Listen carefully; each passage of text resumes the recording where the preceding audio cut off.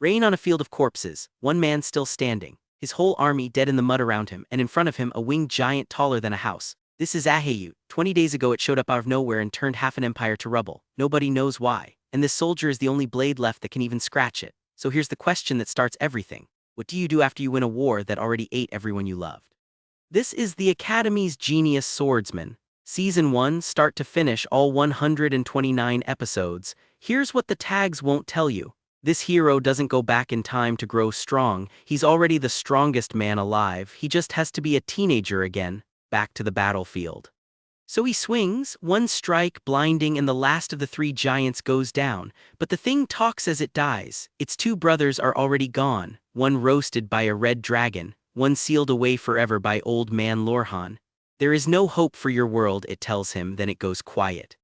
Then in the dark a voice, is anyone there? He knows that voice. It belongs to someone he watched die. He crawls over bodies to reach it, and there she is, barely breathing. He gasps one word. Adeshin. The caption under her bloodied face reads a single rank, Grand Marshal.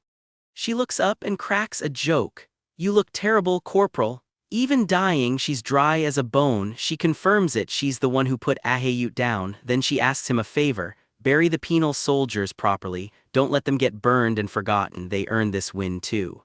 She asks what he'd do if he made it out. He says he always wanted to study at an academy, not for himself. It was his late sister's biggest wish. Then the storm just stops, and a giant with 8 wings drops out of the sky, a whole swarm behind it. Maybe those 3 were only the beginning, she whispers. And here's where it gets strange. In her own head she admits something. This was her 3rd do-over, her 3rd try to fix this exact future, and she failed again. One chance left. Sit with that for a second. This tiny dying woman has already lived this nightmare 3 times. He won't quit. He cuts down another giant, spitting that he's taking a few of them with him. Then Adeshin slips a glowing blue orb into his mouth. No explanation, just a strange last request. If you ever meet me again, tell me to stick to being a tailor.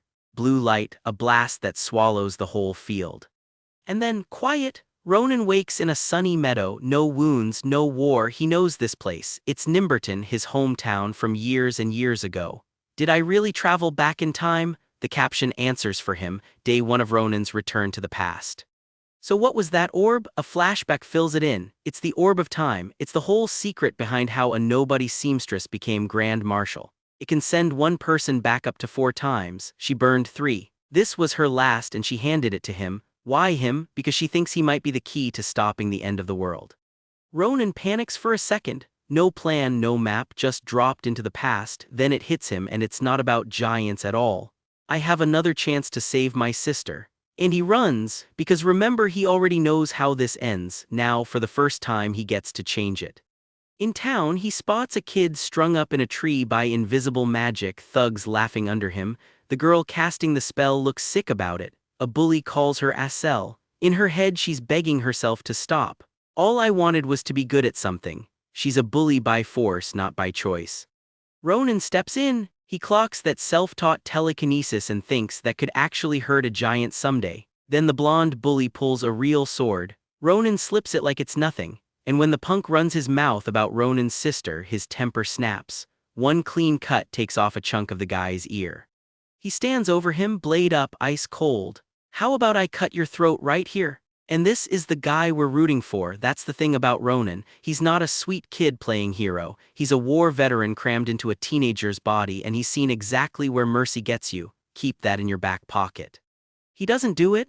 Next thing we see, the thugs are bolting, the farm boy gets his stolen money back, and Asel is apologizing for being dragged into it. Ronan gives it to her straight. It's not your fault. He'd already clocked that she's a target too, in the same boat as the kid she was forced to hurt.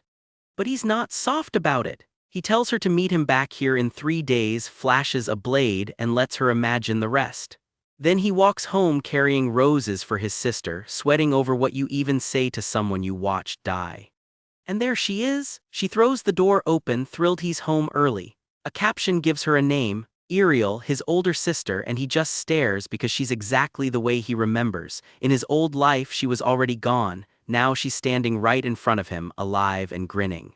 He asks her age, 22, and in his head he does the grim math. About 10 years left until those things attack, so he tells her he wants to enroll at an academy. She lights up, digs out her secret savings, offers him every coin. He winces. It's not nearly enough for the one he's got in mind, and then she names it herself, the Phileon Imperial Academy, the exact school he was aiming at. His jaw hits the floor.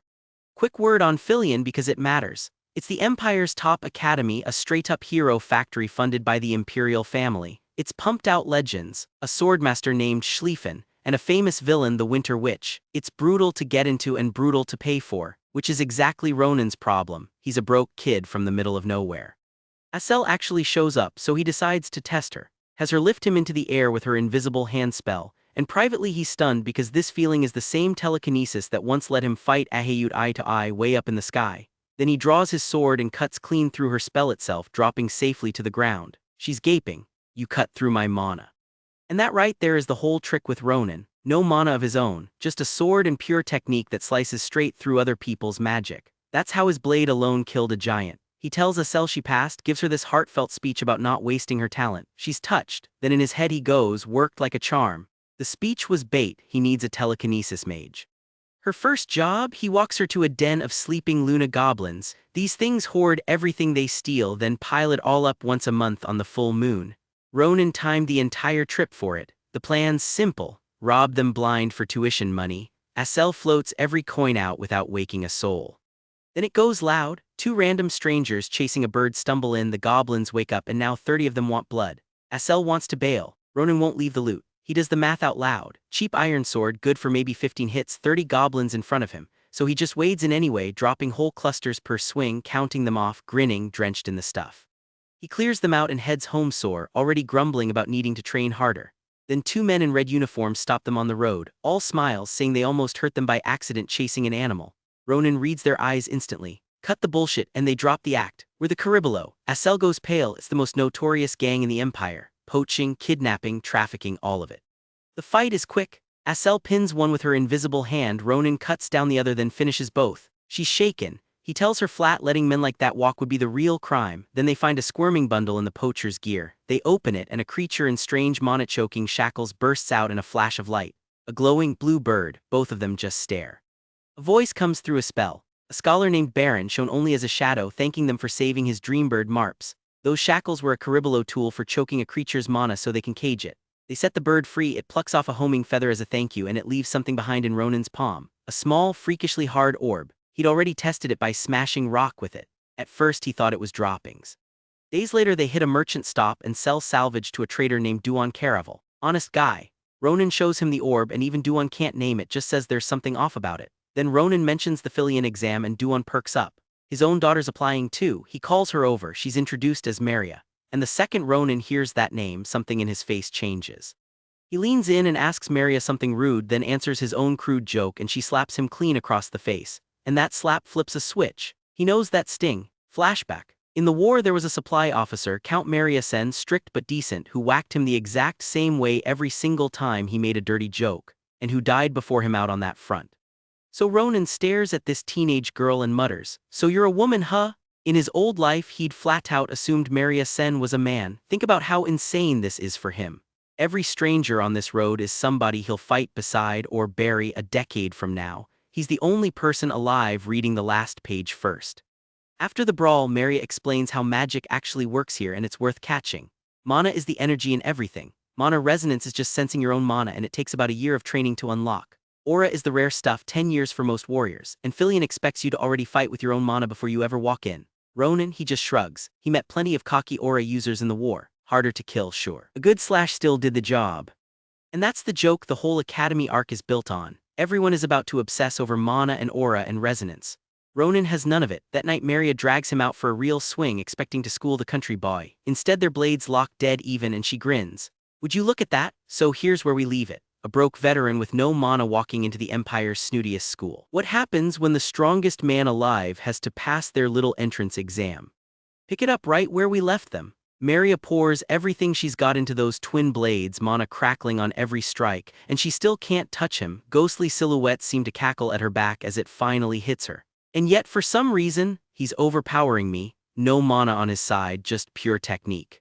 He gives her exactly one warning. Don't try to block this, just dodge it. She doesn't dodge. One clean slash puts her flat on her back, gasping. Then he tells her the truth that she's got a real gift for the sword, she just needs to fix her balance. Coming from the country boy she wanted to school, that stings.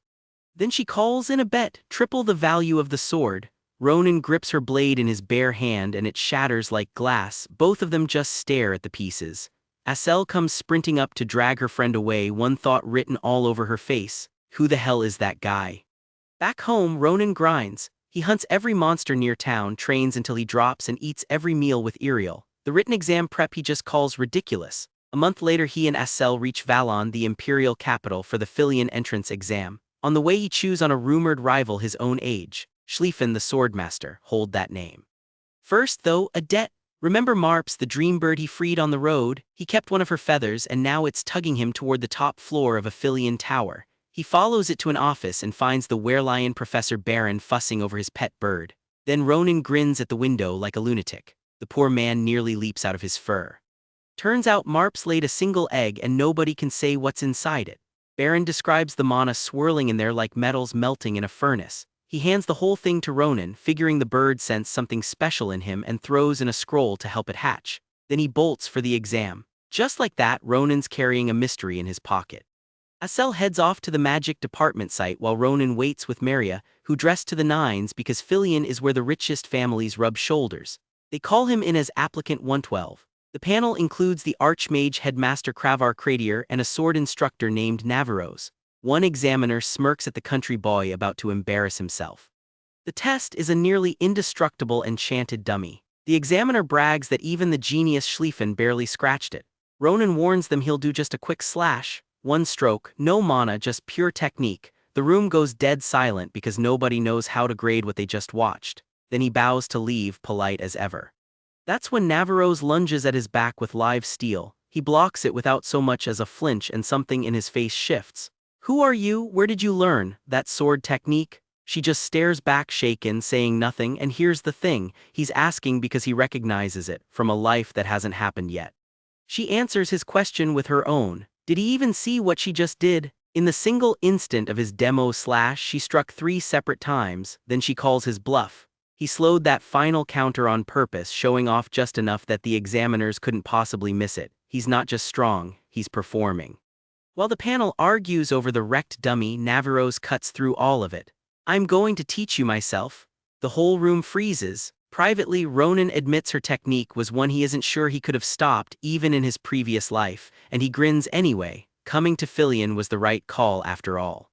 Then Cradier plays the voice of reason. He thanks Ronan and asks the exam's last question. What did you come to Phileon to learn? Behind Ronan, the page flashes a ghost of his war-worn future self. I want to learn how not to regret my mistakes. Cradier goes quiet. I see, very well. Cut a month forward and the written exam is where the real joke lands. Ronan got so absorbed in one single book that he tanked everything else to Maria and Asel's delight. Results go up. Asel ties for first on the magic written, 12th on the practical. Maria lands 9th and 9th. And Ronan, watch this. After a little fake out where he claims he isn't even listed, a giant Glory Phoenix firework blasts the rankings open. Martial Arts Salutatorian, first place on the practical, and 5,712th on the written. That's the thing about Ronan, strongest blade alive and he still can't pass a paper test. Then the real genius walks up.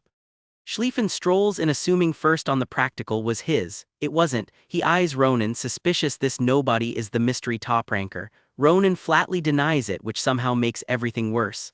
Why are you lying to me? So Schlieffen draws his sword to force the truth out. You want proof? Fine, then let me show you. They tear across the school grounds while a crowd swarms in. Schlieffen unleashes his signature wind technique, the Maelstrom blade, and Ronan, battlefield veteran that he is, grabs a random coral-haired bystander and holds him up like a shield. Schlieffen is appalled. How dare you use a lady as a shield? The bystander shrieks back that he is very much a man. One bare-handed strike drops Schlieffen cold. Ronan looks down and thinks you haven't changed one bit, even in your dying moments chivalry's all you ever cared about, let that line sit. When staff find him, Schlieffen wakes and covers for Ronan, calls it a fair fight, names no one. Then quietly, I'll remember you. And his so-called legendary mithril blade, cracked clean through. Next day Ronan and Asel head to Shimo Forest, to a mana vein called Penardo Pond that Baron tipped them off about. The egg starts drinking the vein's power at an insane rate, but something's off. This is prime habitat for rare beasts and there's not one animal sound anywhere. Then they find a fresh kill and hooded red-eyed figures close in, growling that they smell blood. These are poachers and Ronan clocks it fast. Glowing arrows rain down, the exact kind Caribolos hunting dogs use, strong enough to punch through an orc's skull. He tells Asel to hide and walks at them alone. One sword stroke swats the whole volley out of the air, then he bluffs, inventing a name on the spot. My name is Ahayut. Their captain arrives, Viam, the wolf of the Dainhar chapter, suspicious of a Dama's man on his turf, so Ronan admits the truth. He picked that alias because it belongs to the one man he hates most in this world. Then he wipes them all out and takes Viam's head. He spares one, trims the man's fingers until he draws a full map of every Caribolo hideout and then kills him too. He never meant to let him live.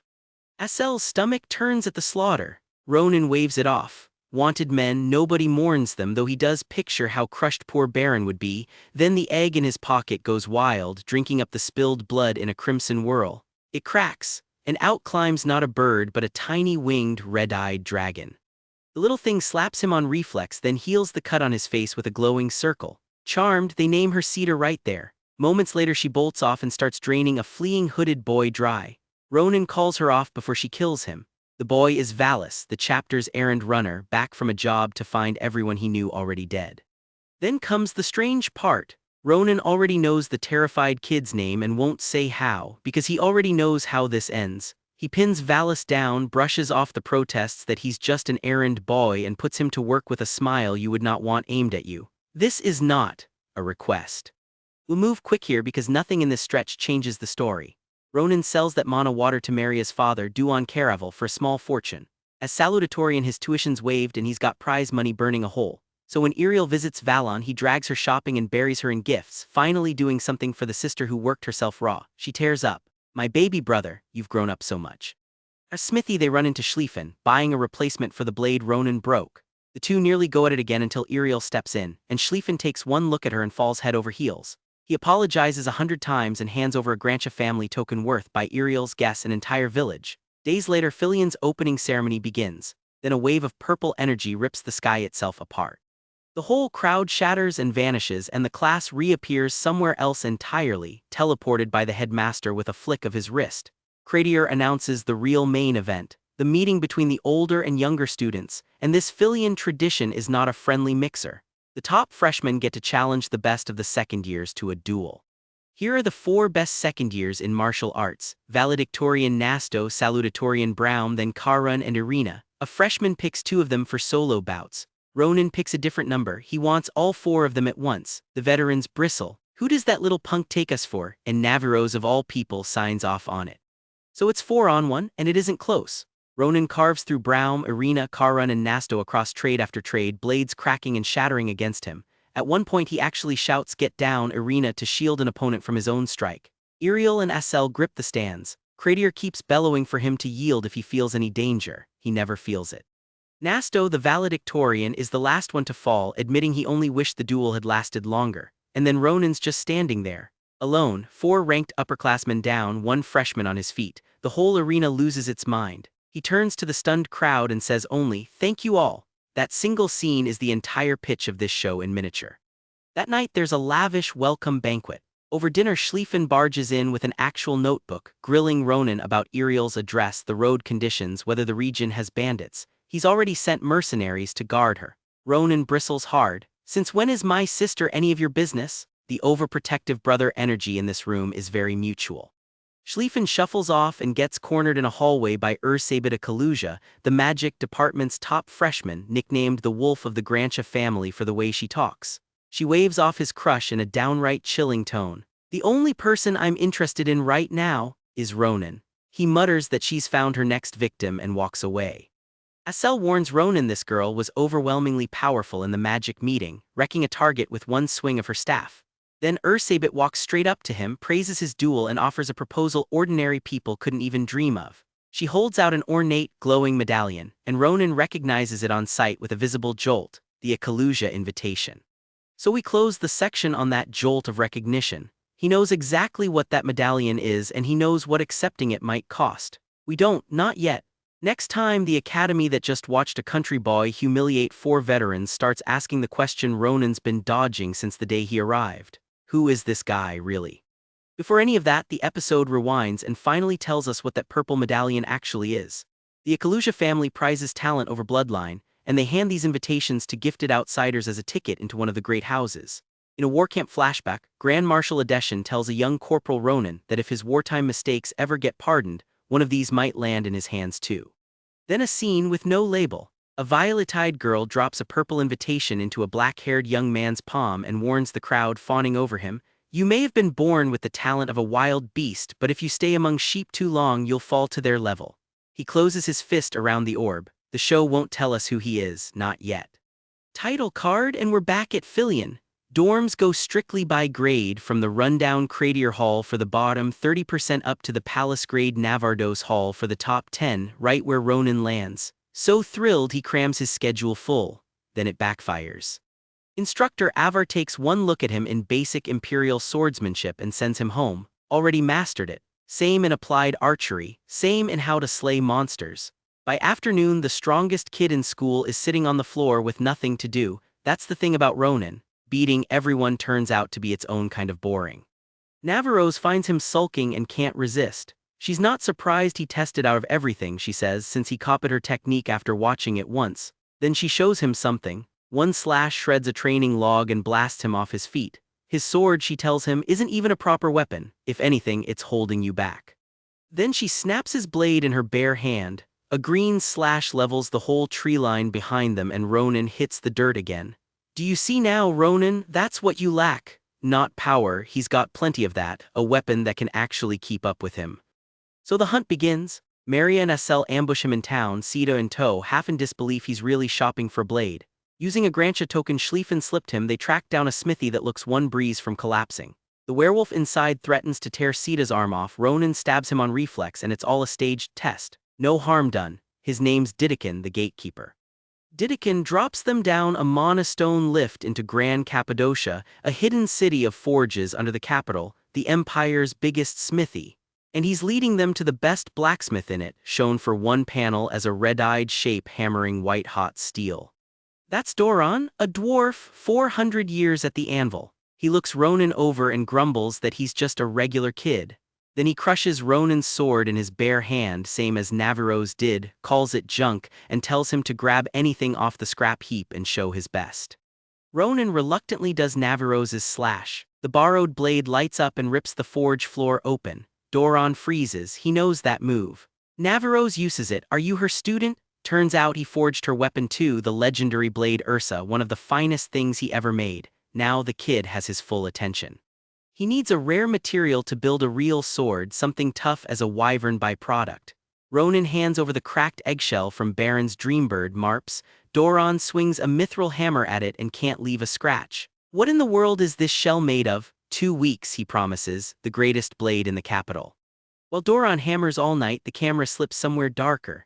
2 figures in white and gold robes watch from a hidden cavern, holding themselves back. "It's not yet the right time to reveal ourselves," one says. "Those blacksmith's days are numbered." Behind them looms a colossal stone giant with glowing red eyes and a promise. Soon the whole empire vanishes in a burst of starlight.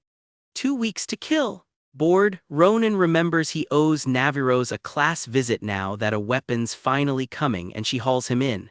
At the arena, she presents him to her martial arts class, where he overhears students already doubting he's anything special. Then a teaching assistant rushes in late, breathless, and introduces herself. "My name is Adeshin." Ronan goes still, because we've known that name since the very first episode. This cheerful girl fetching towels and breaking up squabbles is the future Grand Marshal Adeshin Akaluja, the Iron Lady, the woman they'll one day say has iron in her veins instead of blood, and right now she has no clue. A third year named Cardin Aun struts up, flatters Ronan, asks to spar, gets brushed off, so he turns on Adeshin instead, calls her dummy, beats her across the back and head with a spear shaft for bringing the wrong weapon, sneering that she doesn't deserve the class. The future war commander just taking it. Ronan grabs the spear. "Let's do it, Cardin." Cardin laughs, mocks him for defending a commoner, and swings first, promising Ronan's dead in 2 seconds. He isn't. Ronan blocks, overpowers him, and does the whole thing without a drop of mana. The students can't process it. How is he so powerful without even using mana? No mana, just pure technique. He snaps Cardin's spear in half. "Since you whine so much about a long spear, I shortened it for you." Then he finishes it and leaves a warning. "Here, Cardin gets to live. If we were fighting outside, you'd be dead for real." Then he rounds on the other students who tormented Adeshan and nearly slips, starting to call her the Grand Mar, before he swallows it. Adeshan begs him to stop. Navarro steps in and hears why she was a swordmaster. A massive green serpent of mana rears up out of nothing, her serpent strike. She tells Ronan the abuse is between her and her assistant, none of his business, and gives a final warning. He tells her to piss off, so she fires the serpent at him. And the blast throws us into the reign of the old timeline. The grown Grand Marshal Adeshan, remembering the day Ronan asked why she alone volunteered to command the war. Everyone has their own destiny that cannot be handed off to anyone else. Then the battlefield, the corpses, the orb of time passing into his hands. Corporal Ronan, I'm truly sorry for placing this burden on you. I hope you never forgive me for it. He wakes up screaming. Young Adeshan is right there at his bedside, startled, asking if he had a nightmare, and half asleep and gutted he starts to say it again. Gee Grand. He catches himself, too late, she heard enough, Grand Marshal. He laughs it off badly. She calls him a terrible liar. Then she explains the part that stings. Navarro's only lets her TA the advanced class as a favor because she was held back a year and could barely use mana. When Ronan asks why she endures the abuse, she finally says it out loud. She wants to become the Empire's Grand Marshal. And he's the one person alive who knows she actually pulls it off and what it costs her. Alone, he remembers the dying Adeshan begging him to just stick to being a tailor instead of wasting your time, and admits nothing he's tried has worked yet.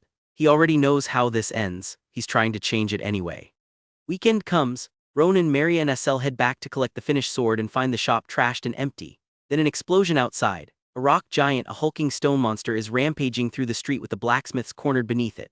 Ronan sends Maria for Professor, has SL catch a falling smith with her invisible hand, and just as the giant swings down to crush them, cleaves it in half with one strike.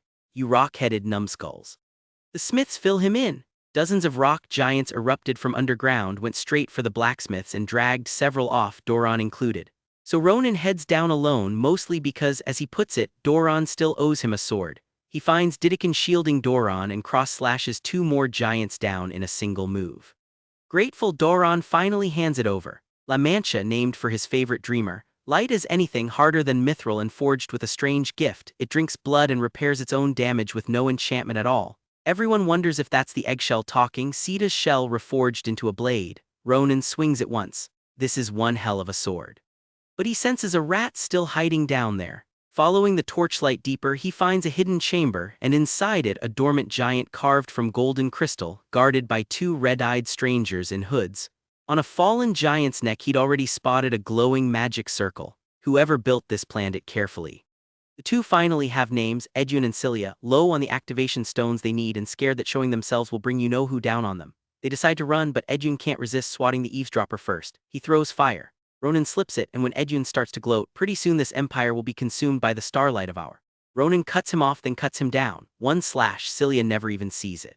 He grabs Cilia by the throat and clocks the pointed ear. Half-elf, but she's sturdier than she looks. Her wounds knit shut right in front of him, and Edun strolls back and fully healed and furious. Bleeding now, Ronan pins his blade to Cilia and makes an offer, come with me or I cut her in half like a magician.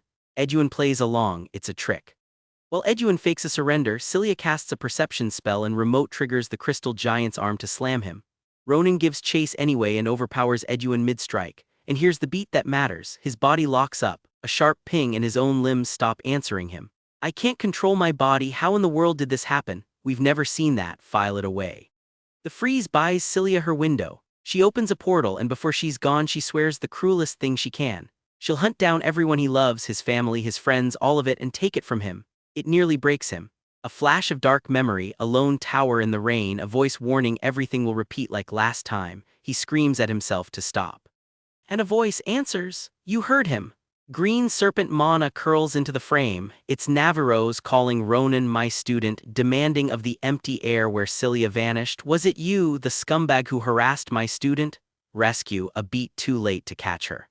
So where does that leave us? Ronan came hunting a sword worthy of him and walked out with La Mancha and Doron's loyalty. He found the future Iron Lady begging for scraps of decency, and he alone knows what she becomes.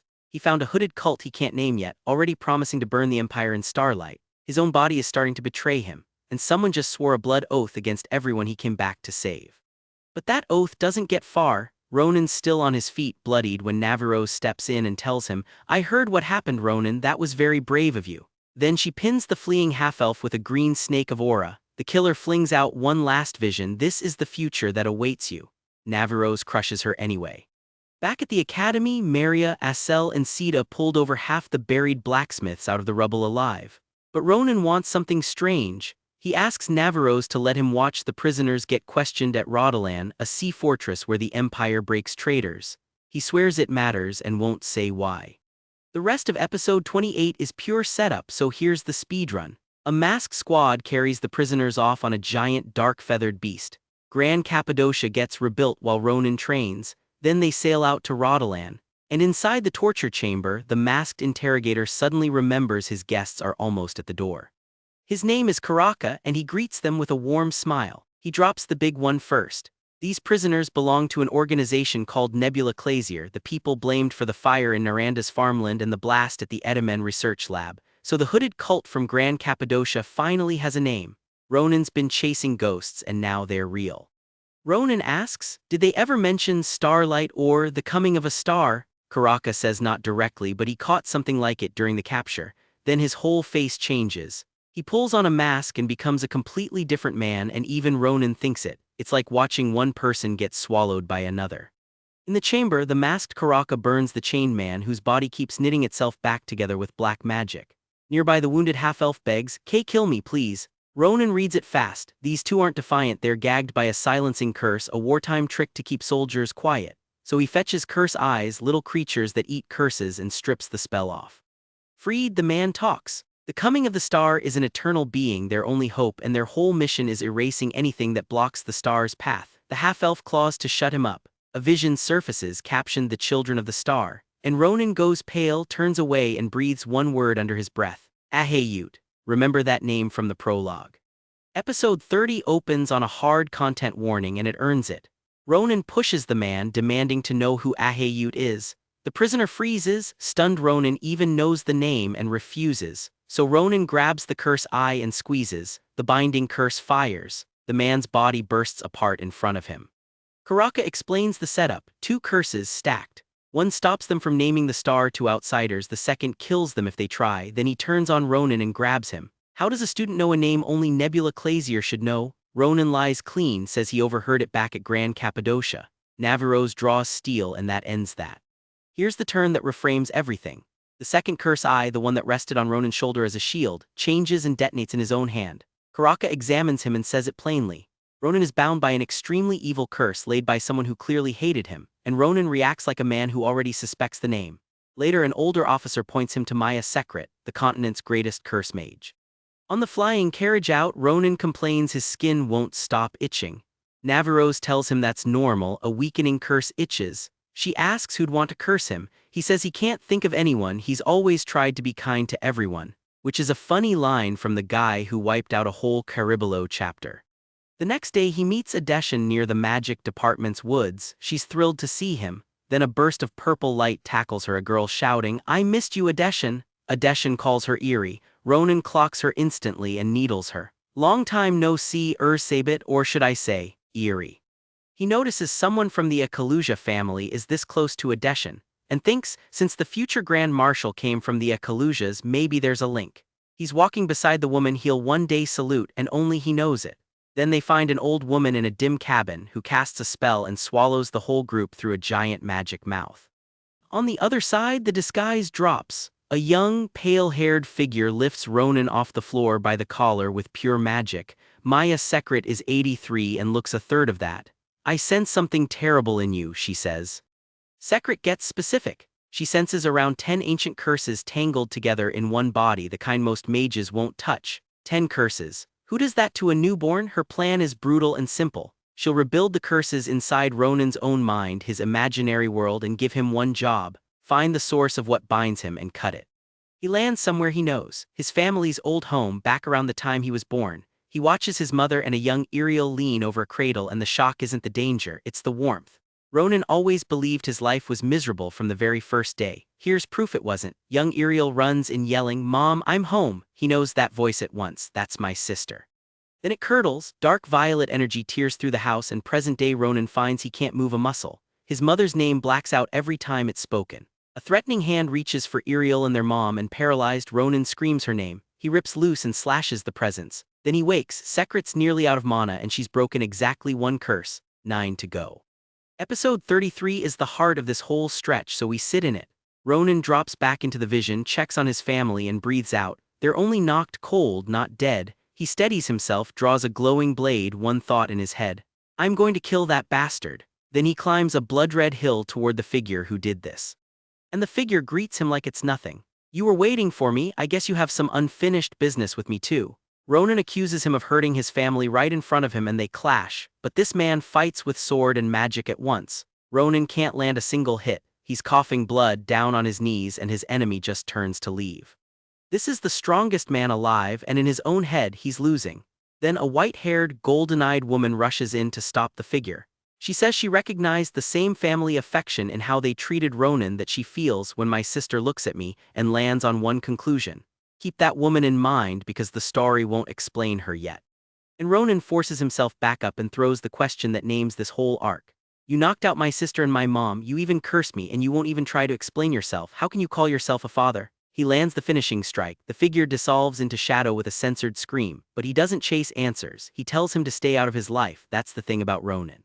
He wakes in a strange gold room facing a stranger who turns out to be Secret again. She confirms the ugly truth. The man who cursed him was almost certainly his father, and casting that curse leaked some of the father's own memories into infant Ronan while wiping out Ronan's and Iriel's memories of their parents. That's why he could touch mana at all.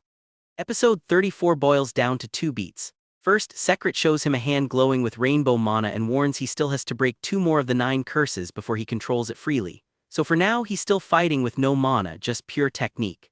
Second, under Grand Cappadocia, a masked blue-eyed swordsman shatters a reactivated rock giant on his own. That swordsman sheathes his blade and calls, "Come, Dahlan, let's go." It's Duke Grantia himself, Schlieffen's father, and he's decided it's time to meet Phileon's young hero. One giant, one man, no help asked for. The next morning a bodyguard named Dahlan hammers on Ronan's door, snarling impertinent little brat, until the Duke shuts him up.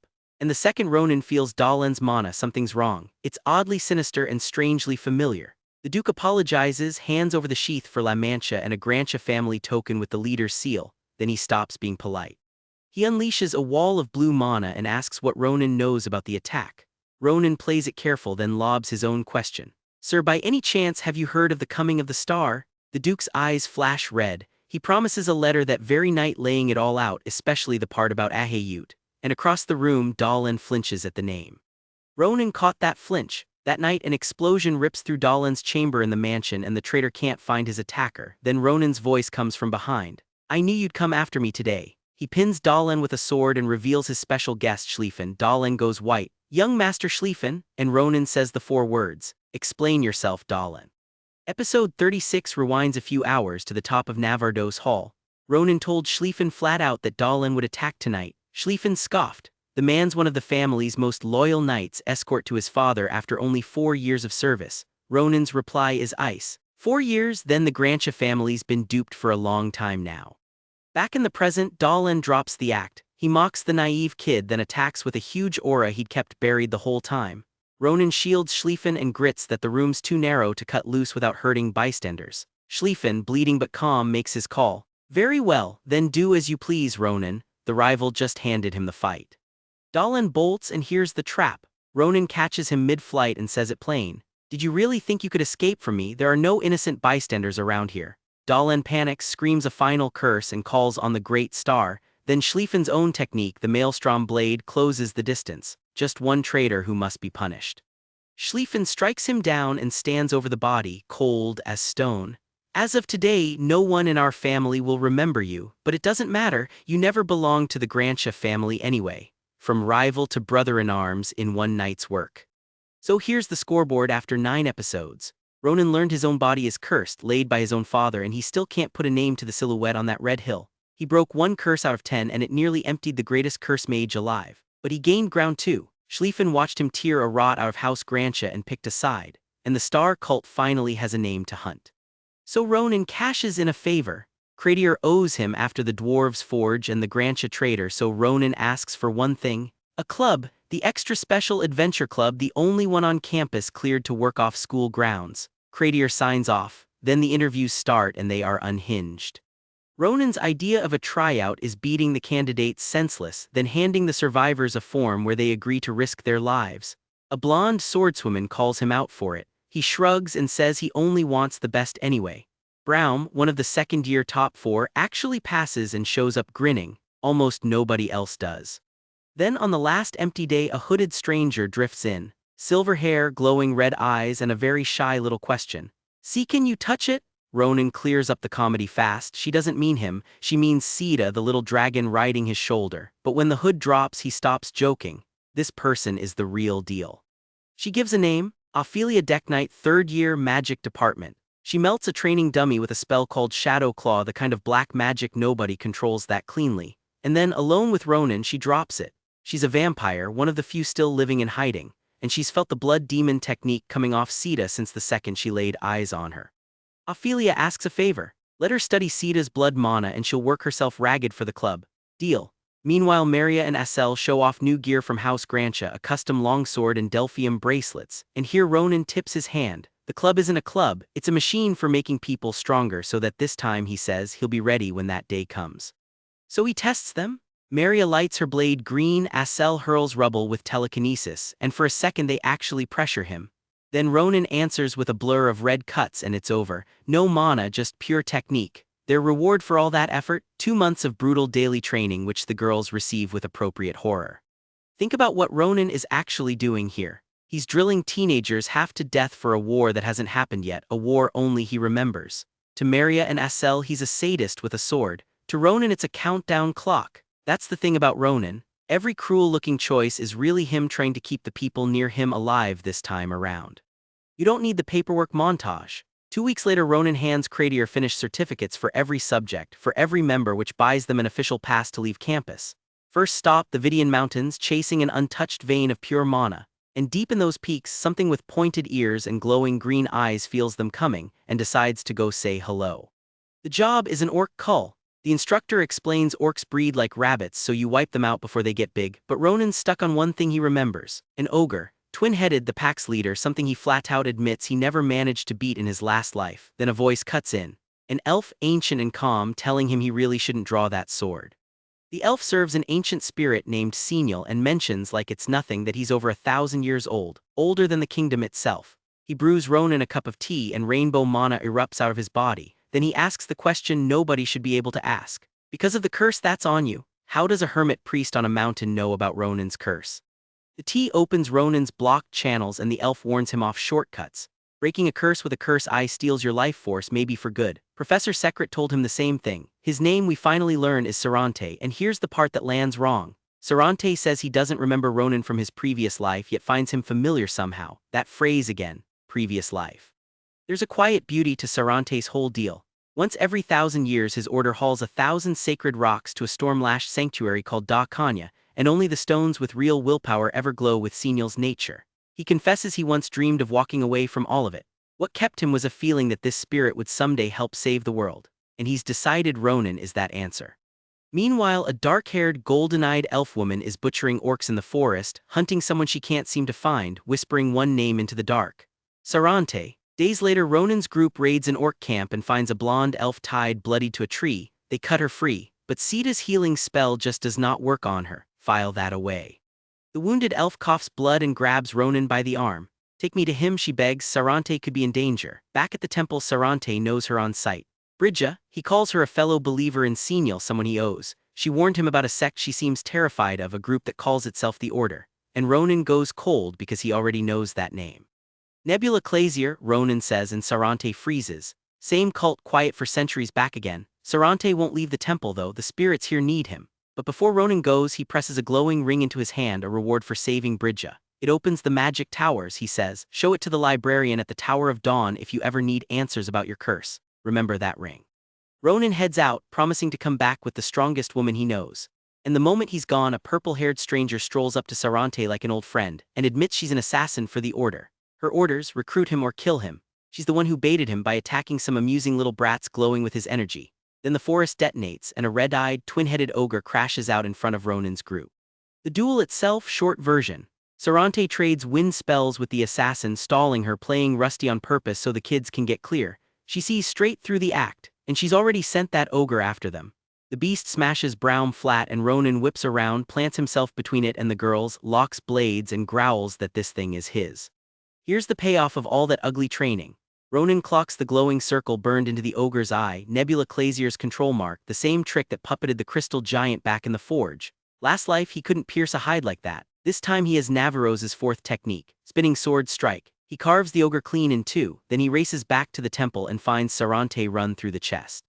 And now the reveal lands. The attacker looming over Sarante shrugs off Ronan's strike, then shifts her shape right in front of him into that bloodied blonde elf they rescued from the orc camp. The captive was never a captive. She played the whole group bait to lure Sarante into the open. Every second of that rescue was theater. Vajra is Nebula Clazier. She's been hunting whoever's been killing her believers and she wants to know if it's him. It is. They clash and she is simply better. She pins him and offers him a seat in the order. Ronan tells her he chooses to cut her into little pieces, so she stabs him, stands over his bleeding body and promises that when he wakes he'll be greeted by starlight. A killing blow drops toward Ronan and a green shield snaps up to stop it. Sarante, half dead, back on his feet, naming her out loud. Vajra. He calls her his old companion and says it's time to sever the bond between them, then pours everything he has left into a lightning ritual that tears a scream out of her. But Vajra survives it and tells the gasping old elf to just hurry up and die. Then Ronan gets up. Who says you're going to die, Sarante? Not in his last life, not in this one. He answers Vajra with a strike he names Lightning Rain. She's certain her blessing of the stars makes her untouchable. She's wrong. Ronan cuts clean through the guard nothing was ever supposed to pierce and tells the dying assassin to go ask the stars herself. Those pricks will know. And then the part that hurts. Ronan runs to Sarante and screams for Sita to heal him, but the elf only asks for one last favor. He apologizes for such an undignified way to go. He says no one is to blame, and then his final words. You have a very long and difficult battle ahead of you. Don't ever give up. I know you can do it. Smiling, Sarante starts to crack apart in green light. He thanks Ronan for being the answer he'd been searching for, tells him that with Senil by his side he'll always be there, and dissolves into a soft green glow. Ronan, quiet, says the only thing left to say. Rest in peace, Sarante. 1,000 years old, and the man spent his last breath believing in a boy he'd known for a week. Back at Phileon, Ronan files a club activity report. Clazier calls the whole thing quite an ordeal, then tells him that raiding orcs and executing a criminal served the Empire, so no punishment. Just promise not to be reckless with that order again. And here's the honest scorecard for this arc. Ronan built his war machine, gained a vampire, and walked out of those mountains with a dead friend and a ring he doesn't yet understand. But that ring will matter more than anything else he did up there. Keep it in the back of your mind. Because the second Ronan sets foot on campus, Schlieffen finds him. The rival-turned-ally has news, and it will not keep. There's something urgent, he says, that they need to discuss about Nebula Clazier, and that's exactly where we pick up next. So Schlieffen pulls him aside. 2 weeks hunting Nebula Clazier traders, and the count is ugly. 19 identified, 5 of them dead by Schlieffen's own hand. But here's the part that spooks them both. The binding spell they were using to expose cultists just stopped working. On everyone, at once. Ronan reads it instantly. Somebody deactivated it on purpose, which means the old trick is dead, and the only way left to spot an order member is to look directly at their mana, and then Schlieffen just drops it, says he's looking forward to fighting Ronan again at the upcoming midterm. Ronan has no idea what he's talking about. 2 days later he finds out. The whole class ships out to Philand, an uninhabited island Phileon owns, for Navarro's advanced practical swordsmanship exam. Students get scattered across the island and turned loose on each other with no restrictions. Teleport bracelets pull you out when you're beaten, healers on standby. And Navarro's, bless her, grins and tells them don't hold back. This is your chance to be as violent as you'd like. This is a midterm. Meanwhile, the class is busy mocking Adeshan. They call her a flunk-out, a dunce, the Grand Marshal's charity case who only got into the advanced track as a TA. Ronan's quietly furious, but that's the thing about Ronan, he's honest with himself. He admits the insult is the most objective description of the Grand Marshal's current abilities. He pictures how she dies if she fights at her level, time to reconsider what he thinks is best for her. He gets teleported in alone and the welcome party is immediate. Some axe-swinging classmate calls him that beast and takes a shot. Ronan blocks it without looking and needles him about it. Then the guy's whole crew rushes in screaming, "There are way more of us! Attack!" Ronan wrecks the lot of them. "That took a little longer than I thought," he mutters. No mana, just pure technique against a mob, but his mind's already somewhere else wondering if Adeshan's okay. She isn't. She's backed onto a cliff by an upperclassman with a spiked glaive and 2 friends, and they're telling her to give up. And she won't. Bloodied, barely standing, she drags herself back up with her sword raised. Now watch what she does. She played the 2 lackeys. They felt untouchable standing next to Ayun, the 3rd-year valedictorian, so they got sloppy. Adeshan cuts them both down in single strokes. That's not luck, that's craft. Left one-on-one with Ayun, she lands a clean cut across his cheek. Real blood. And then he overpowers her, pins her to a tree by the throat and knocks her flat, sneering that a loser actually marked him. Up in the branches, Ronan's reading it like a coach. Her technique's excellent. She went for the kill. His verdict is brutal though. She just isn't strong enough to beat them right now, and there's nothing she can do about it. Ayun piles on, no connections, no skill, none of the talent of that new kid, and no hope for her. Then he raises his weapon to end it.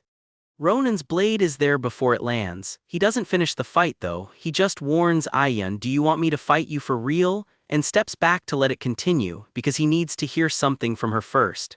Adeshan gets up again. "It isn't over yet, I haven't given up." And Ayun asks the question the whole scene's built to. "Why keep getting up?" She answers, and it's the line that defines her. "I have to become the Grand Marshal." Her destiny, she calls it. Only I can make it happen. Ayun laughs in her face. "Save your delusions for someone who cares." He swings to finish her. This time Ronan doesn't just block, he slices clean through Ayun's weapon and both lackeys' blades in one pass. "Sorry to interrupt." "Good try, Ayun." And Adeshan, wrecked and stunned on the ground, looks up at the guy who just saved her life. Ronan. Now here's where it lands. Ronan takes her to a cliff over the sea and asks it straight.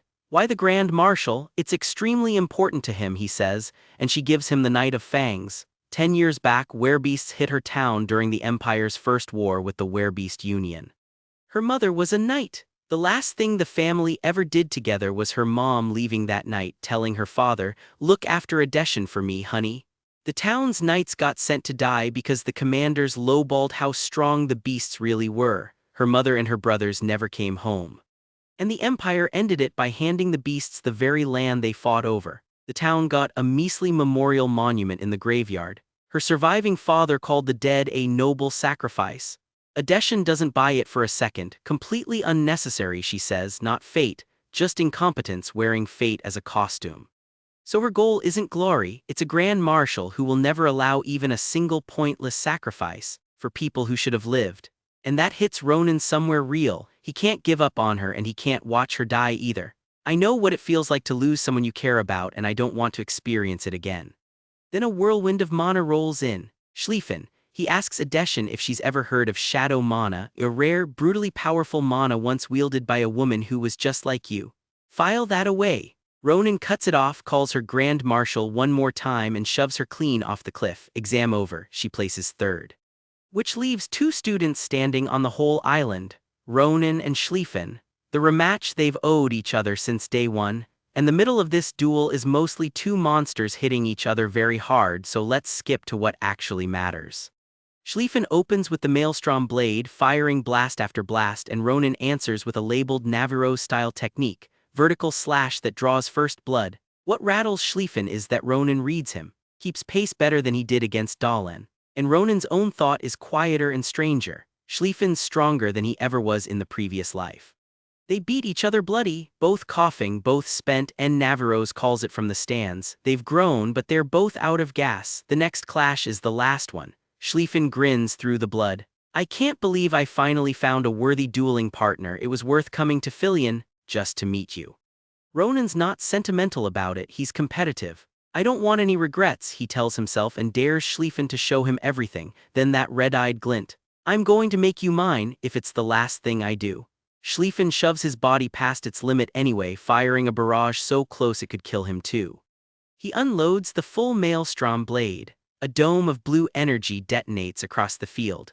"Only one of us is walking away from here alive." And he lunges with a crimson blade aura while Ronan meets him with one last furious slash. Blue and crimson collide and the whole battlefield goes up.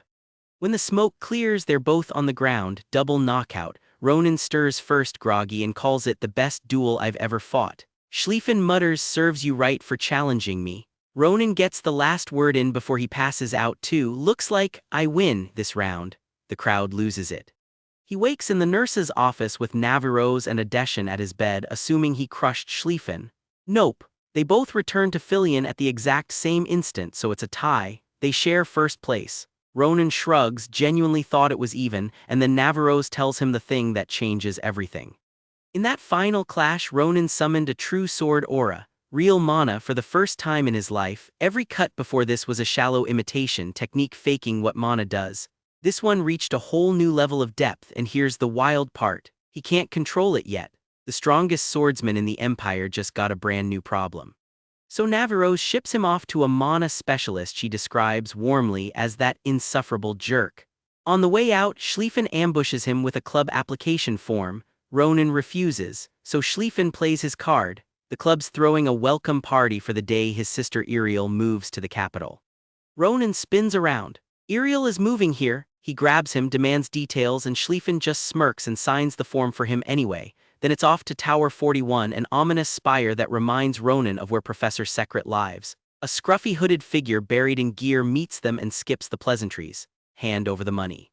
That's Professor Jaredin Stonesong, and he does not work for free.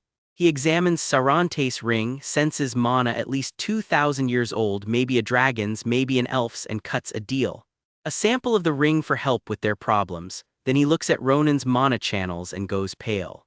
Barely active and already closing again right after opening.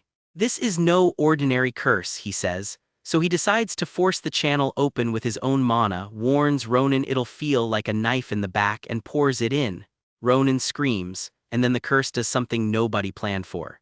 It surges back up the mana link and into Jaredin instead. A shrieking, many-eyed red face erupts out of him. He coughs blood and drops.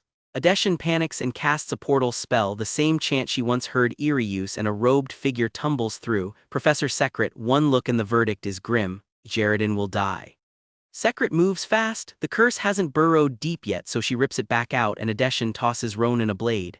Now Ronan, slash it. He destroys the thing. Jaredin lives, and then Secret notices it. Faint mana radiating off Ronan for the very first time. Those sealed channels are finally cracking open. Something's been eroding the curse slowly, the way storms wear down rock. Normally, Ronan would need 20 years to use mana freely.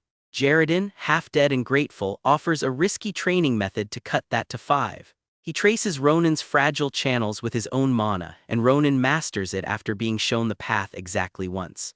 That stuns Jaredin. What stuns Ronan is quieter. His mana is changing him, and in his previous life he never once thought to use it. We flash to a rain-soaked battlefield, dead soldiers everywhere. Then Jaredin collapses, grabs him, and calls in his half of the deal. He needs the ring. Now. And this is where it turns dark. Ronan carries him down past Lection Hall through a magically sealed door he shatters with his brand new mana into a hidden basement lab. Specimen jars, bloodied tools, and a young woman floating in a glowing blue tank ringed with roses. Jaredin sinks to his knees and whispers a name. Sunya. Ronan finds the journal. Over 130 failed resurrection attempts. An ogre heart bought on the black market. A firing from the magic tower, then Headmaster Cratier's job offer that let him hide Sunya's body in Phileon's basement and fund it all as a professor. He'll never give up on his wife, he wrote. And Ronan's seen this before. People who will throw away everything for love. He knows how it usually ends. Badly. Especially, he thinks, when someone shows up to take advantage of them at their lowest, which is exactly what a margin note hints at, a deal with a group of shady characters. Because he's right. Outside the window, a black raven with a glowing purple eye is watching all of it. And somewhere else, a hooded figure reports to someone called Only Master. Jaredin's ready to bite, they say, because he desperately needs the essence of pure blood. The master sips blood from a wineglass, fangs and all. Brought to his knees by a mere woman, he laughs. The foolishness of human beings never ceases to amaze me. So there's the shape of it. Ronan finally has mana. Adeshan finally said out loud what she's fighting for, and a grieving professor just made himself the perfect meal for something with fangs. That's exactly where we pick up next. So we open right where the grief left off, back in Jaredin's lab. The professor's thrilled. Extracting the mana from a certain ring just cracked a problem that stumped his experiments for ages. Ronan brushes the thanks off. If it weren't for you, he says, I would have had to look all over the place for someone to help remove the curse for me. Cozy scene. except Ronan palmed something on his way out. It's a blood-stained slip of paper he lifted from the lab. He's quietly wondering whether Jaredon's tangled up with some hooded, clawed something, so he feeds his own blood into the page to read it. Bad idea. The thing erupts into a screaming storm of blood and detonates right around him. Ronan really will poke any mystery with a stick, won't he? That's when Ophelia shows up. She felt a blood demon technique nearby and she did not expect Ronan. Long time no see, she says. Back at her place, she reads the paper for him. It's a blood letter, a vampire trick that packs a secret message into a single drop of blood. The message is an invitation from a gang called Blood Hook, dangling something called the essence of pure blood. Quick curation note: the next 2 episodes are pure infiltration, so I'll keep them tight.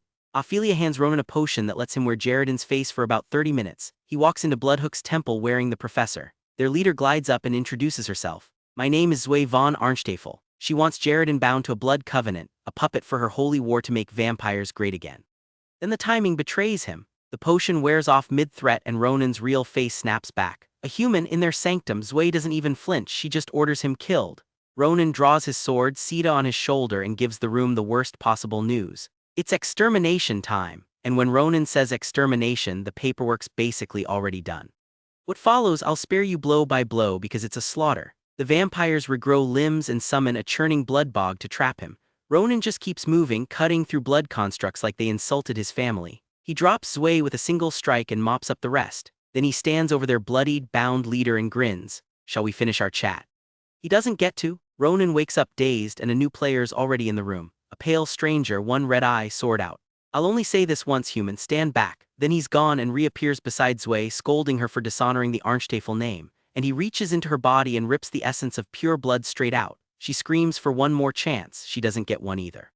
Ronan demands the essence back and the stranger finds that hilarious. So they clash. Here's the mechanic worth flagging. When the vampire feeds Ronan his own blood to fight with, Ronan turns it around and mimics the man's spells right back. Blood cutter, blood shot, the stranger's jaw drops. This kid just cut through mana itself. That's the whole trick of Ronan's blade, and it keeps surprising people who really should know better. Ophelia bursts in and stops the fight, and we get the stranger's name. Balzac von Warsaw, right hand to a shadowy vampire archduke and someone Ophelia has known for 83 years. A rain-soaked flashback tells the ugly part. Balzac killed Ophelia's own sister long ago to protect the archduke when the girl looked possessed by something. Ophelia tells him she still needs more time to forgive him. He doesn't argue. Then Balzac just hands the essence to Ronan. A gift for being the first friend Ophelia's made in 80 years. Quick one for the comments while we're here. Balzac murdered her sister, then hands our hero a priceless treasure and strolls off. Do you buy this guy as a future ally, or is he a landmine waiting to go off? Tell me below. I've got a theory, but I want yours first.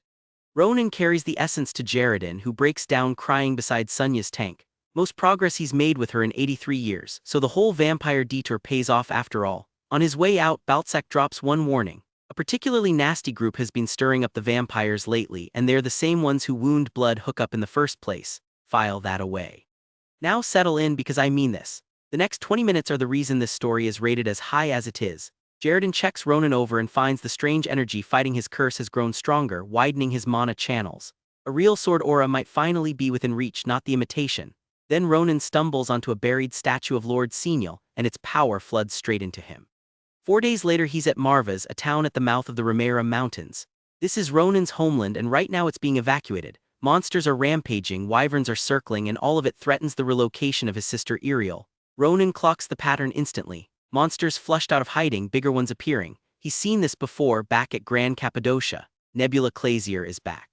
The group splits. Schlieffen rides ahead to the Grantia Knights while Ronan and Assel chase a mana signature only Ronan can track, since their concealment spells stopped working on him. Deep in the mountains, a red-haired cultist rides an enslaved monster taking orders from someone called Baron. Her brainwashed beasts start trembling. They can't even feel fear anymore, and somehow they're terrified. Then something enormous tears out of the shadows. A scarred giant of a man, a tiger at his side, swinging a huge crescent blade, ripping the monster horde apart. The cultist recognizes him and loses it. A title card names him Swordmaster Ziffa Torgan. He looks at the scattering cult and makes a promise. The hunt is only just beginning. Remember that word, hunt, it matters later. The next 2 episodes barely move the plot, so only one beat gets to stay. Ronan finally tests a true sword aura on a wyvern and he clocks it himself. Both the power and the range are better now that he's using real mana. 1 red / 1 dead wyvern. Then Ziffa finds him and Ronan's private read is blunt. There's no way he can beat this guy. Ziffa stands there and eats Ronan's best hit like it's nothing, then calls him a true warrior and asks for a real duel. Two more werebeasts crash in. Bear the hyena, Betty the bear, both squad commanders under him. Then Nemia the lion breaks it up. Turns out these three are elite officers, and one of them nearly panics on the spot learning Ronan trained under Navarros. Ziffa finally lays it out. He's captain of the Empire's most elite werebeast unit, handpicked by the Emperor to hunt Nebula Clazier across the Empire. He now leads a brand new outfit, the Nebula Clazier Eradication Unit. My name is Ziffa Torgan. And Ronan goes quiet. Normally that's the thing about Ronan. He already knows how this ends, but this unit never existed in his old life. Something's changing. Meanwhile, back in Nimberton, a column of knights rolls in and spooks the whole town. Iriel plants herself in front of them and demands answers. One knight kneels. Schlieffen, knight of the Grantia family. He's here to move her to the imperial capital, and he'd like to start packing her things now. Why she's being relocated at all, nobody says. Schlieffen, looking that nervous around her though, tells its own little story. Back at Romaira, the comedy break. The wolves drag in a suspicious captive who turns out to be Acel, sobbing please don't eat me, until Ronan claims her as a friend he's a little embarrassed to admit having. Then the mood drops. A scout reveals the monster chaos was only a distraction. The real target is the mountain pass at the heart of Romaira, a route that carries a third of the entire Empire's trade. Cut to the man behind it, an elder cult leader called Baron, mourning a martyr beside two fresh recruits, Evan, former captain of the Sarun Knights, Brua, former senior mage of the Green Magic Tower. Their weapon is a detonator built from 30 handcrafted spells designed to drink a whole mana vein dry and raise the region flat, and Baron's already been granted a protective blessing in advance. He is not worried. Ziffa ambushes them the second they start feeding on that mana. He's known their location since he set foot in Romaira. He was just waiting for them to show their hand. Now here's where Ronan does something you don't forget. A cultist tries to blow himself up and Ronan cuts him down with a purely physical strike. No aura, no glow, Ziffa's stunned. The kid cut through the mana with brute force alone. Ronan asks to help hunt the leaders and Ziffa agrees. Then Ziffa duels Baron directly, shatters his weapon, knocks him flat and gets a good look at his face. He knows it. A dozen years back in a western village called Arden, over 1,000 innocent people were butchered in a black magic experiment. Baron, the scourge of Arden. Baron claims he's reformed. Ziffa does not care. So Baron cuts loose. He unleashes a blessing of the stars, blasting Ziffa back and gloating that even a swordmaster is powerless against celestial power. Everyone here, he promises, will be ash. And this is the pillar of the whole arc, so let's slow down and watch it. Ziffa throws Baron's own insult back in his face and swings a massive sword aura at that glowing shield. But the aura starts spiraling out of Ziffa's control and it's going to level the mountain before the bomb even fires, so Ronan steps in. Don't get too carried away. Ziffa, half annoyed, calls him slower than he looks. Ronan fires back that he's just freakishly fast and tells the swordmaster to stand down. There's nothing you can do to block that right now, he says. Let me. Ronan walks straight up to Baron. Hey old man, he lays out the plan with zero drama. Kill Baron, shut off the bomb, then he needles him and drops the detail that lights the fuse. He's the one who hacked Bridget to pieces. If you remember the shape-shifting assassin from the elf temple, that's her. Baron erupts. Bridget was one of the Order's finest and no snot-nosed brat could have killed her. Baron hurls a monstrous, many-mouthed attack, and Ronan answers with one clean slash straight through the blessing shield, the thing that supposedly makes a swordmaster helpless. Ronan cuts it like paper, then cuts Baron the same way. Cold as anything, he says she blabbered just like you, and in the end she still croaked. Then he crushes the detonator. The bomb that could have killed a third of the Empire's trade dies in his hand. He turns to a silent Ziffa, wipes the blood off his collar and asks, does that satisfy your curiosity? And that's the arc. Honestly, this stretch is the softest of the season and the writers half know it. But look at what it quietly stacked up. Ronan learned to eat vampire spells, saved Sunya, cut a blessing clean in two and put the Empire's scariest hunter on notice. That's a lot of foundation for a slow patch. And Ziffa still has no clue what he just watched. Far off, the ones who sent Baron are watching, Nebula Clazier scouts, and they're spooked. One of them says Ronan's power seems to transcend all laws of nature, then a quieter line, it almost reminds me of our leader, cut to a hooded shape on a throne in a purple-lit hall. The cult just noticed him. Then the tiger steps in. Ziffa Torgan, the white-maned werebeast running the eradication unit, praises the wreckage Ronan's aura left behind. On the Emperor's behalf, he offers a reward, anything inside the Imperial budget, and that's the thing about Ronan. He grins and says he actually needed some strong helpers for something. He doesn't say what. Meanwhile, Schlieffen, in Imperial uniform, is escorting a mysterious noblewoman by carriage.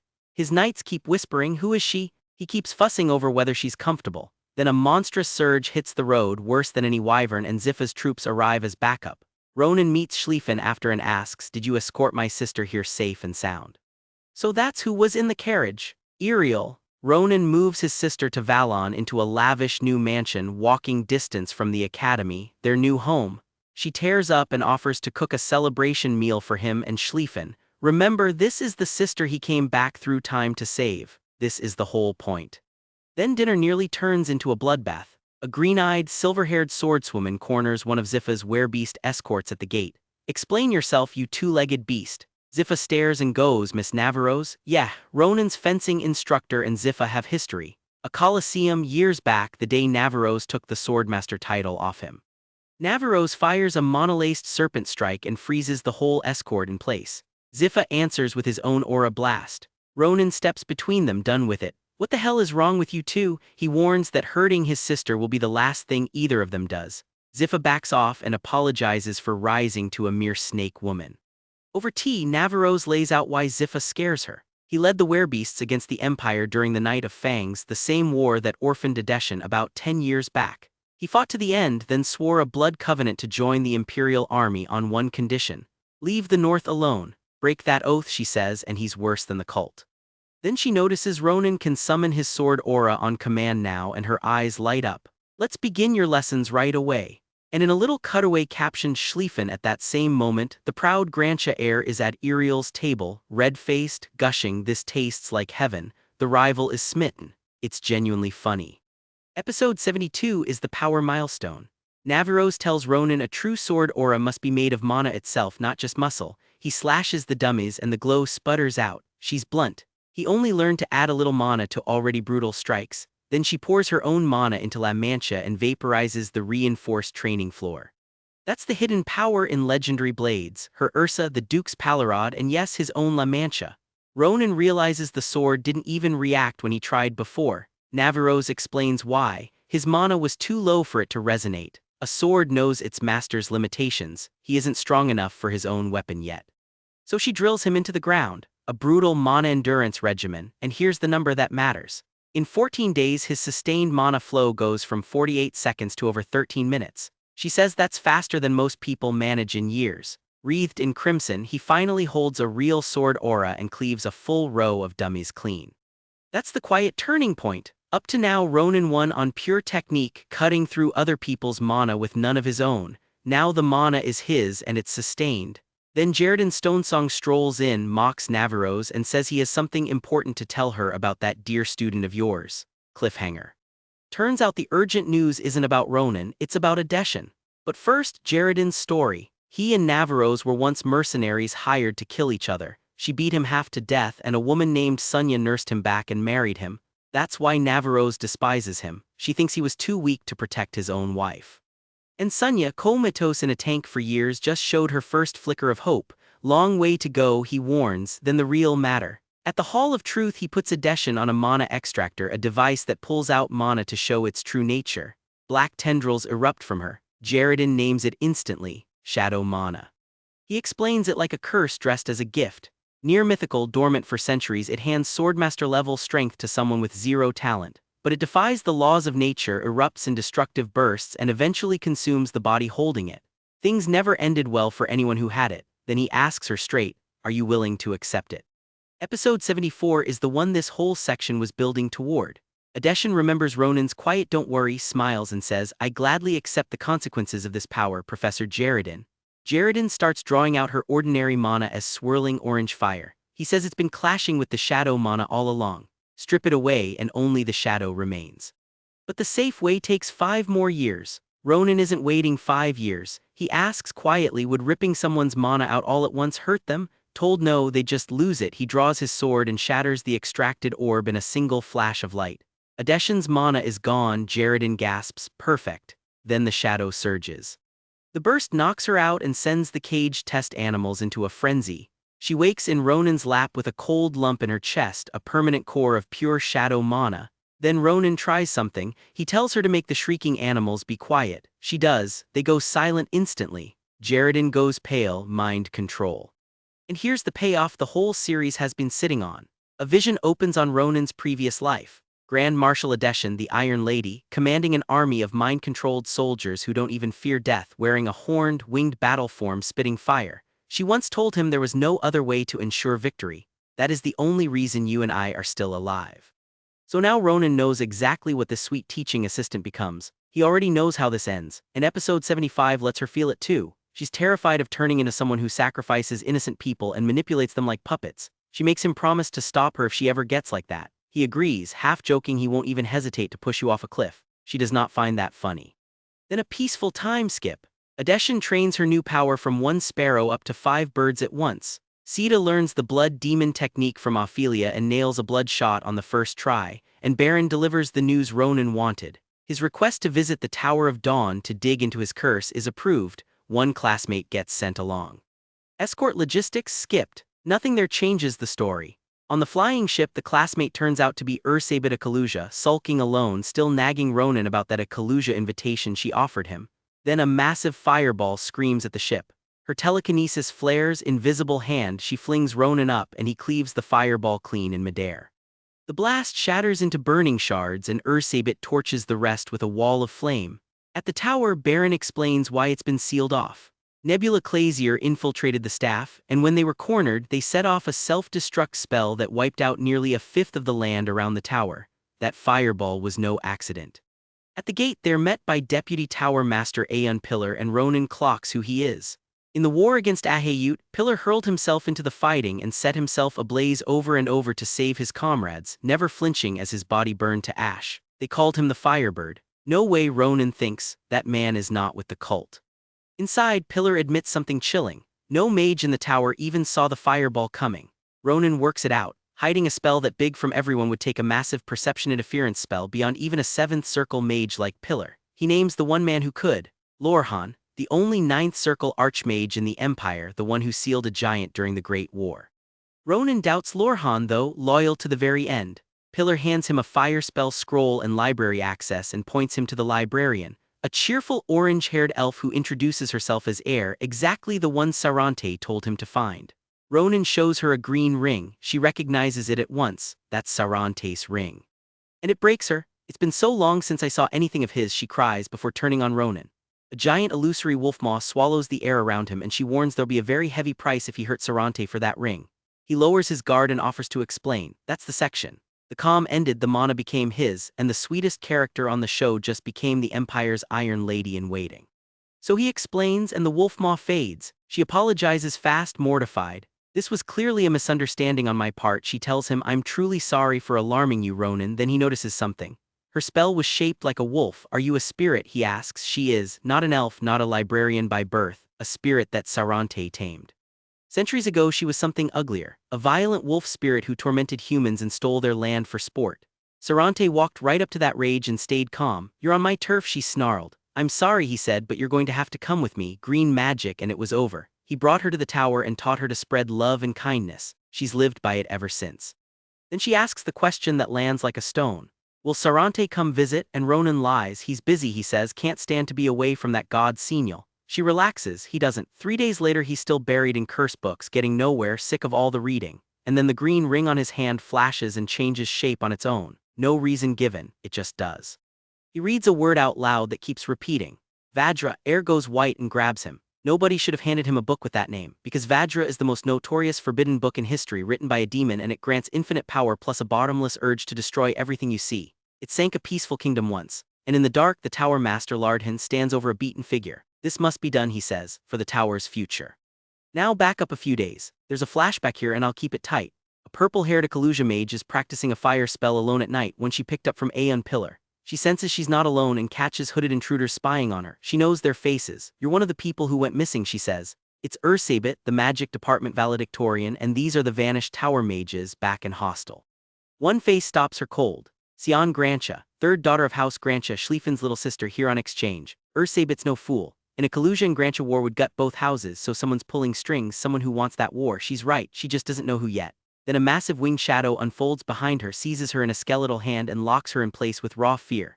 Raise your head, it says, and remember this name. The face from the tower's oldest legend, Vajra. So how did a sealed demon get loose? Pillar confesses. Lardhan never left on that mission a year ago. He broke Vajra's seal himself, sure his mastery of fire and illusion could tame it. It took him over in seconds. A demon incarnate, Pillar calls him. Before Lardhan lost the last of his mind, he begged Pillar to seal him inside the book with it, so the tower wouldn't drown in demonic energy. And now Pillar thinks the seal broke again. Ronan feels it before anyone confirms it. A mana signature so heavy it dwarfs even Bridges Celestial Mana, the assassin who killed Sarante. Elsewhere, the thing in Lardon's body is toying with Ursabit. Its power still fragile, it admits, hiding inside a mere 10-year-old kid, and that ship it shot down was just a stunt. Then it fixes on a better idea, a vessel far superior, Ronan. Here's where Vajra starts cheating. Ursabit refuses to bow, dares it to kill her, and a hooded figure with a glowing purple eye slashes in. To hell with you, it's Ronan, except it isn't. The whole rescue was another illusion, and Ursabit is humiliated that Lardon's magic alone overpowered her. Don't tell Adeshan, she warns and begs Ronan to run. Then Ronan and Pillar find the bodies. Charred mages, Heir's own library assistants, Nebula, Clazier spies planted to keep everyone distracted. That terror attack on the tower wasn't a one-off. And as Ronan turns to leave, the trap snaps shut. Every single person in the tower, Pillar, Heir, Ursabit, all of them is under Vajra's control, mind and body. Come to me, it says, and it pulls Ronan toward the spire. I'm going to move fast through the next stretch because it's mostly Vajra flexing. Illusions, a dead escort it forces to snap her own neck, a throne room, the whole villain speech about how powerless Ronan is. But what does Ronan actually catch onto in all that noise? One thing, if Vajra truly wanted him dead, he'd be dead already. It needs him breathing. That's the only leverage he's got, and he takes it. So Vajra hits him with everything to break his nerve, and right as Ronan's thrown through the air, that green ring flares gold and blue. Then the fight turns. He answers with a fire blast the onlookers swear is Pillar's firebird off a scroll Pillar gave him. Vajra blocks it easy. This body mastered fire, it laughs, pointless, which was the point. The fire was a smokescreen. Ronan comes around behind and opens its throat. Blood everywhere, and the man just grins. I may not be in my final form yet, he says, but I'm astounded you hurt me, that's the problem. Ronan can't outmuscle him. The tower master's about as strong as Navarro's, the scroll trick's already spent, and every hit Ronan survived only landed soft because Vajra wants the body intact. A straight fight is a loss, so Ronan stops fighting straight. He stabs himself. This is my body, not yours, he says. Vajra loses it because it needs that body clean. Ronan calls the bluff and cuts himself again. If I'm going to die anyway, I might as well screw you over first. Think about that for a second. He'd rather bleed out than be worn like a coat. And then, smirking through the blood, he makes an offer. Let's make a bet, your life for mine. Doesn't that sound fun? Vajra purrs. Turns out all that curse reading paid off. Ronan proposes the curse of the Covenant, an unbreakable pact that binds both sides to a duel's terms, even to the death. Golden scales and chains write it into the world. If Ronan loses, Vajra takes his body. If Vajra loses, it frees every hostage and gets sealed away forever. One condition. Ronan has to survive a single illusion spell. Sweet dreams, Ronan, it says. This'll be the last thing you ever remember, and it drops him into his first life. Corporal Ronan, commander of the penal soldiers, back with the men he led, guys like Martin who dreamed of poaching once he was free. Then the sky splits, a giant descends in golden circles, and here's the cruel part. This is exactly how it all ended for him the first time. It's Ahayut. Here's what the illusion actually does. It digs into your memories and forces you to relive your worst moments over and over with no way out. And for Ronan, the worst is the war. He watches the giant shred the Imperial line. The captain hauls him up. Get up, Ronan, we have to get out of here, and then a volley kills that captain right in front of him. Then it just keeps going. Comrade after comrade, the caption over each one the same flat word. Dead, dead, he can't even count them, every life spent to keep him alive. And it breaks him. That's enough, he says, make it stop, you can have my body if you want. The thing's face splits into a giant grinning eye. Finally it screams, you are mine. So now Vajra's driving Ronan's body and it can't believe the horsepower. Endless potential, it says, in the right hands. It turns to the broken tower master on the floor to finish him for wasting its time, lifts the sword and sneers, prepare to drown in despair for all eternity. The blade falls and stops. Blue-white light crackles up the steel and the sword just drops out of its hand. I don't understand, it stammers. What's going on? Because somehow a mere human is carrying more demonic energy than the demon is. It's losing control of the body it just stole, and it has no idea why. Then Ronan's voice, dry as ever, I have to hand it to you, you made that illusion pretty convincing. How is your mind still intact? The thing shrieks. The ring. Remember, Heir found its hidden power? Sarante gave it to Ronan knowing the hardships his curse would bring, and it holds divine power that banishes even the strongest demons. Ronan gambled his whole plan on it, and it paid off. There's a flash of Sarante handing it over. Whenever you feel overwhelmed by a powerful foe, he'd said, this ring will be there to help you, and here it is, helping. The thing panics, how can a pathetic human be so powerful, and puffs itself up one last time. I am the tome of destruction, the bringer of ruin and annihilation, my story is only just beginning, I refuse to. And Ronan cuts it off, mid-sentence. Would you shut up already, he says, I'm sick of your whining, if you've got no more tricks just screw off. That's the whole death speech Vajra gets. A demon that toppled a kingdom ended like the guy who won't stop talking at a party. With the demon gone, Lardhin crumbles. I'm so sorry, he tells Ronan, it's my fault you had to endure all that. He'd felt Ronan's will the whole time, even as his own mind slipped under. I knew you would be able to stand up to Vajra, and the price for all of it, he lost every drop of his mana. A small price, he calls it, and he means to spend the rest of his life atoning. Ronan wakes a full day later. Vajra's beaten, the mind controls lifted, everyone's free. Ursabit's already back on her feet repairing the tower, refusing to rest because that's the duty of an collusion. Sion Granch is awake too, no lasting harm, though there is one odd thing. Ever since she came to, she won't stop following Ursabit around. And at last, quietly, the book called Vajra is burned.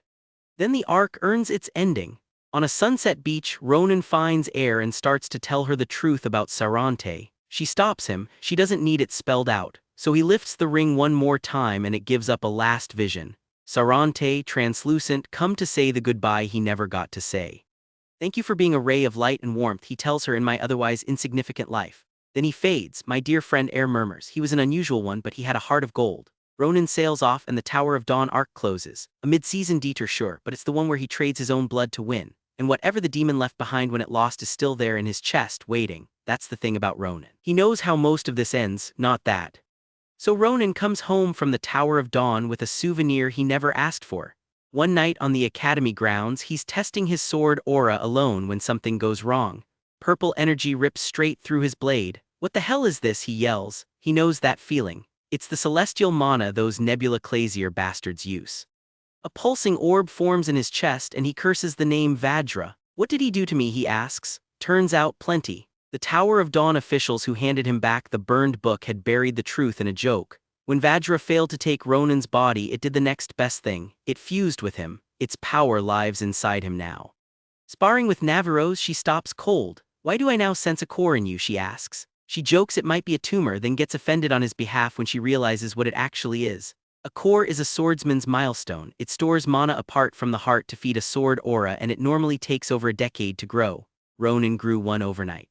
His doesn't even use his heart, she notes, which means he could theoretically form a second one. Then she does what Navarros always does. She challenges him to a real duel and she's tearing him apart. Cornered, he reaches for something new. Remember Dahlin, that traitor knight from way back? Ronan channels that stolen purple energy and Navarros freezes inside a glowing magic circle. Huh, he says, even he's confused. That's Dahlin's aura, Ronan realizes. He just copied a dead man's power. Navarros breaks free, impressed, and comes back wilder. I'm not going easy on you anymore, she warns. He begs for a second to think. He doesn't get one. His core flares, his body seizes, and he collapses mid-fight while she panics over him. A sardonic professor patches him up with a mana potion. Too much mana too fast, he says. Then he drops 2 bombs. Copying another person's aura should be flat out impossible, yet that was clearly Dahlin's. And 2 of the 8 curses buried in Ronan's body have merged into one, leaving 6. For that to happen, he says, they'd have to share an origin. The origin, Nebula Clazier. Ronan takes the win, 2 fewer curses and maybe a weapon against the cult. He mocks the discarded book one last time. Even dead, you're a pain in the neck, he says, then he tosses it. Walking through town, he spots Acel and waves. She gets slammed from behind and launched through the air. Help, she screams as something enormous and red-eyed roars after her. That's a freaking manticore, Ronan shouts. Steel tough hide, a scorpion tail that pumps poison, and he sees an opening. Can the core borrow the manticore's own aura? He tries, it works for a second. But the borrowed power is weak next to the real thing and the beast shrugs it off. Here's the rule this whole stretch runs on. Copied power is always the cheap version. Back to the old sword then. Ronan meets the charge with one massive strike and the collision goes off like a bomb. Then Professor Baron strolls in as a golden-maned lion and just handles it. Cages the manticore, apologizes to the manticore and reveals he runs the Grand Menagerie Festival. The gentlest man alive, folding a monster like laundry. The festival shows off rare creatures, and this year's headliner is a pair called doppelgangers, shapeshifters that read your mind. An alpha turns into someone you love, an omega turns into someone you can't stand. Ronan pictures his sister Iriel for the alpha, then pictures a winged demon for his omega and grimaces. File that reaction away, it matters later. At the nest, the club wonders if the manticore mess will cancel everything. It won't, a gray-haired man says. The nobles want their show, but big events attract unwelcome guests, and on cue a hooded operative takes orders from an unseen master and grins, for the honor of the Caribolo. Remember the Caribolo, the poachers Ronan gutted back in the forest? They're not as dead as he thought. I'll jump ahead 2 weeks. Ronan hands Asel an encrypted spellbook he swiped from the Tower of Dawn, wires Maria's family company into selling a potion Baron cooked up, and beats his clubmate Braum in a duel using Dalen's borrowed lightning. He can copy Dalen now, reliably. Baron's golden lion aura, though, still out of reach. It only drains his core. Then Baron's flustered assistant Barry finds him with bad news. Baron's been gone 2 weeks off investigating that Manticore rampage himself, and he left one instruction. If there's an emergency, go get Ronan. And there's an emergency. The doppelgangers, the festival's whole star attraction, are gone. Someone broke them out. Ronan and Adeshin hit the scene, and here's a nice touch. The doppelganger's cage is smashed inward, not outward, with traces of high-density mana all over it. This wasn't a jailbreak, Adeshin works out. Someone strong shattered it from the outside. A planned attack aimed at the doppelgangers from the very start. She wants him to slow down, she's onto something. Hold on, Ronan, there are a few more things that strike me as suspicious. She starts. He's already walking. He heads to the knights guarding the scene to ask for help, and something's off. None of them look guilty, then he spots it. Blood on one man's armor. Where did you get those bloodstains, he demands. Who are you really? The knight calls him a foolish boy. Ronan runs him through first, and then the knights turn on each other. You dare betray us, one screams as a masked figure carves through the rest one by one. When it's over, a single man stands panting over the bodies. I slayed those vile traitors all by myself, he says. I'm on your side. Ronan doesn't buy it, so the man takes off his helmet. Spiky red hair, red eyes, and Ronan's jaw drops. Valus. Remember Valus, that Caribolo grunt Ronan spared way back in the Dainhar chapter, the one everybody read as a coward he simply let walk? In the flesh, Valus grins. It's been a long time, how have you been? Here's the payoff nobody saw coming. Valus never forgot the mission Ronan gave him that day. Stay inside the Caribolo, spy, help hunt them down. He climbed to wolf rank, got his hands on their classified files, poaching routes, branch locations, and funneled every page straight to Professor Baron. That whole massacre and coercion story from the forest, cover. He's been Ronan's man for years. Because of Valus, Baron and the Imperial troops have already gutted half the Caribolo's branches. People say the gang's days are numbered, so the desperate Caribolo are staging one big comeback, the Great Menagerie Heist. Use the escaped doppelgangers as a distraction, then loot every creature at the festival the moment the full moon sits over Theo Hall's spire. And to pull it off, they've called in their deadliest, one of the 3 great beasts, a werewolf named Arendelle, who 5 years back wiped out a rival tribe in a single night and dragged a pack of poachers up into a genuine threat. Ronan wants him, badly. This is my chance to get rid of that prick once and for all, he thinks. Deep in a forest, Arendelle tears into his kill and tosses the scraps aside. The Manticore and the doppelgangers were just a preview, he boasts. Then he calls out into the trees to a watcher he thinks is Baron. I can't wait to tear you apart with my own 2 hands, so Ronan wanted a trap. Arendelle's already out hunting the bait. I'll move quick through the hunt itself because the real story is what it does to Ronan. Adeshin tracks the doppelgangers by scent. Valus, desperate to prove himself, corners the Omega and makes the one mistake Ronan screamed at him not to. Eye contact, because an Omega becomes whatever scares you most. Valus's own fear detonates it into a monster. Ronan takes over and chases the thing down, and then he looks it in the eyes too. He braces for it to become Ahayut, the giant he hates most in the world. Instead, the vision drags him somewhere worse. I didn't save anyone, he repeats. I tried, but I failed. They all died because of me. His eyes flash violet. Then he gets it. The person who scares Ronan most is himself. A shadow double of him rises up, dripping hatred, fighting exactly the way he does, because it doesn't just copy him, it is him. Ronan at the height of his power back when he faced Ahayut. And this current Ronan, weaker than that ghost of himself, can't win head-on. So he doesn't fight fair. He drops his own sword mid-clash to throw the copy off, then headbutts it, then kicks it. You fight dirty, the double sneers. I'd expect no less from myself. Then Ronan reads its next move because it thinks exactly like him and slips the finishing blow. One problem, he can't kill the thing, he has to make it look at someone else. He senses raw power nearby and rushes it, hoping for Baron. Wrong man. Arendelle, delighted rather than worried, the werewolf catches a scent. Why are you covered in Omega's scent, he asks, then grins because he just bagged the Alpha and now the Omega's practically fallen into his lap. Ronan's timing couldn't be worse. Your luck has run out, Arendelle says and sends him flying. Every blow lands like a wrecking ball. Ronan gets why this thing is the Caribolo's deadliest warrior. He does manage one real cut, drawing blood, and Arendelle actually respects it. I acknowledge you as my prey, he says. His aura runs through every single muscle, turning his whole body into a living weapon. Not just enhanced by mana, basically made of it. Then as Arendelle moves in for the kill, the Ronan double crashes in. Not quite, it snaps, yanking the beast's attention onto itself. Arendelle lights up, swells even bigger, and charges a finishing blow. This is going to hurt, he warns. Blood sprays. The scene cuts on a dark-haired, blood-spattered face, stunned, and you honestly can't tell if it's Ronan or his copy who just took the hit. So that's the stretch where Ronan stops being just the strongest guy in the room and starts being a guy carrying a demon in his chest and a war criminal's face in his own nightmares. The Valus reveal is a seed planted 100 episodes back, finally paying off. That's the thing about Ronan, he knows how most of this ends. His own reflection he did not. So picture a copy of Ronan wearing his face from the worst years of his life. That's what the Omega became. It rips through a pack of Caribolo brutes with a broken branch for a sword. It takes a blade through nothing and crushes a skull for the crime of grabbing it from behind. One brute sniffs the air and gasps, "Is that the Omega?" The last thing we see is that stolen face, blood-spattered, one eye glowing solid purple. The copy doesn't just wear his face, it wears his memories. Mid-fight it drives the enemy's own weapon clean through its right hand, and someone in the crowd asks if it did that on purpose. Then a voice screams, "Ronan," and the page falls away into something he's kept buried for a long time. A dying woman lies in the rubble and she calls him Corporal Ronan. She's the Grand Marshal. She tells him the new timeline is holding. The Grand Marshal's still a fantastic warrior, just a completely different person now. Valus quit poaching and is gutting the Caribolo from the inside. Martin and the others are fine. Most importantly of all, she says, Iriel is happy and healthy. He promises her this life is going to be different. "Just trust me," and she does. "I trust you," she says, "don't worry," fading out while he weeps. The last panel is her floating above him, telling him that when they meet again in 10 years, it'll be under much happier circumstances. Then softly, just his name. Ronan. This is the woman who handed him a second chance and never got to watch him spend it. Back at the Grand Menagerie Festival, the official story is clean.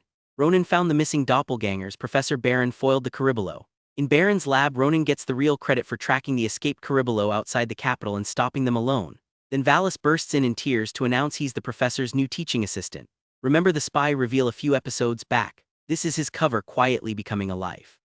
There's a lighter beat too. The alpha doppelganger turns into whoever you love, and Maria drags a mortified Acel over to expose her secret crush. The form it takes is Maria herself. Is that me?" But the real gut punch waits for nightfall when Ronan visits the tanks alone. He tells the recovering creatures to rest as long as they need, and the alpha, sensing how deeply he still respects someone, starts to change. "It's good to see you again," Ronan says. The form it settles into is the Grand Marshal Edition. The woman from the rubble standing in front of him again, even if only as a copy. That's the thing about Ronan. The person he loves most is a ghost, and the girl who will grow into her is walking around campus, a completely different person. With no idea. A few days later, Ronan goes to Professor Jaredin about the curses still lodged inside him. Jaredin's found a way to kill one. You pull it into the target's imaginary world, hunt down its source, and destroy it while the curse fights back with everything it has. But the ritual needs a brutal catalyst. A large Dainharian mana stone from a desert with more dead adventurers buried in it than grains of sand. Jaredin's own fragment cost years of salary, and it's still too small. Meanwhile, young Adeshin is quietly falling apart over her own version of this. In a cave, her alpha had turned into a tiny winged Ronan, and she'd hugged it on reflex in front of a witness. She spends the whole day insisting it meant nothing. Then the real Ronan grabs her hand and says, "We're going to make you a weapon." So the boy she can't stop thinking about is her mission partner now. And in a blood-red chamber somewhere, the Nebula Clazier is done losing. A woman named Uria carries an order from their unseen leader to a scarred operative. After Bridget and Baron both failed, there's no room for a single mistake this time. "Come, Uria, let's go." The caption lands like a promise and a threat. The deserts of Dainhar await. The forge trip matters less than what comes out of it, so here's the quick version. At Grand Cappadocia, Didikin Tackle hugs the hero who saved the place. Master Blacksmith Doron gets handed a plain sheet of paper for his next weapon, then recoils screaming. He feels unfathomable malice in it and the screams of countless tortured souls. Ronan bullies him into forging it anyway. He also borrows Didikin's new toy, the space-time storage projector, a camera that prints a photo on the spot. That night he finds a swordsman training alone in the moonlight, the one person he trusts enough to bring on something this dangerous.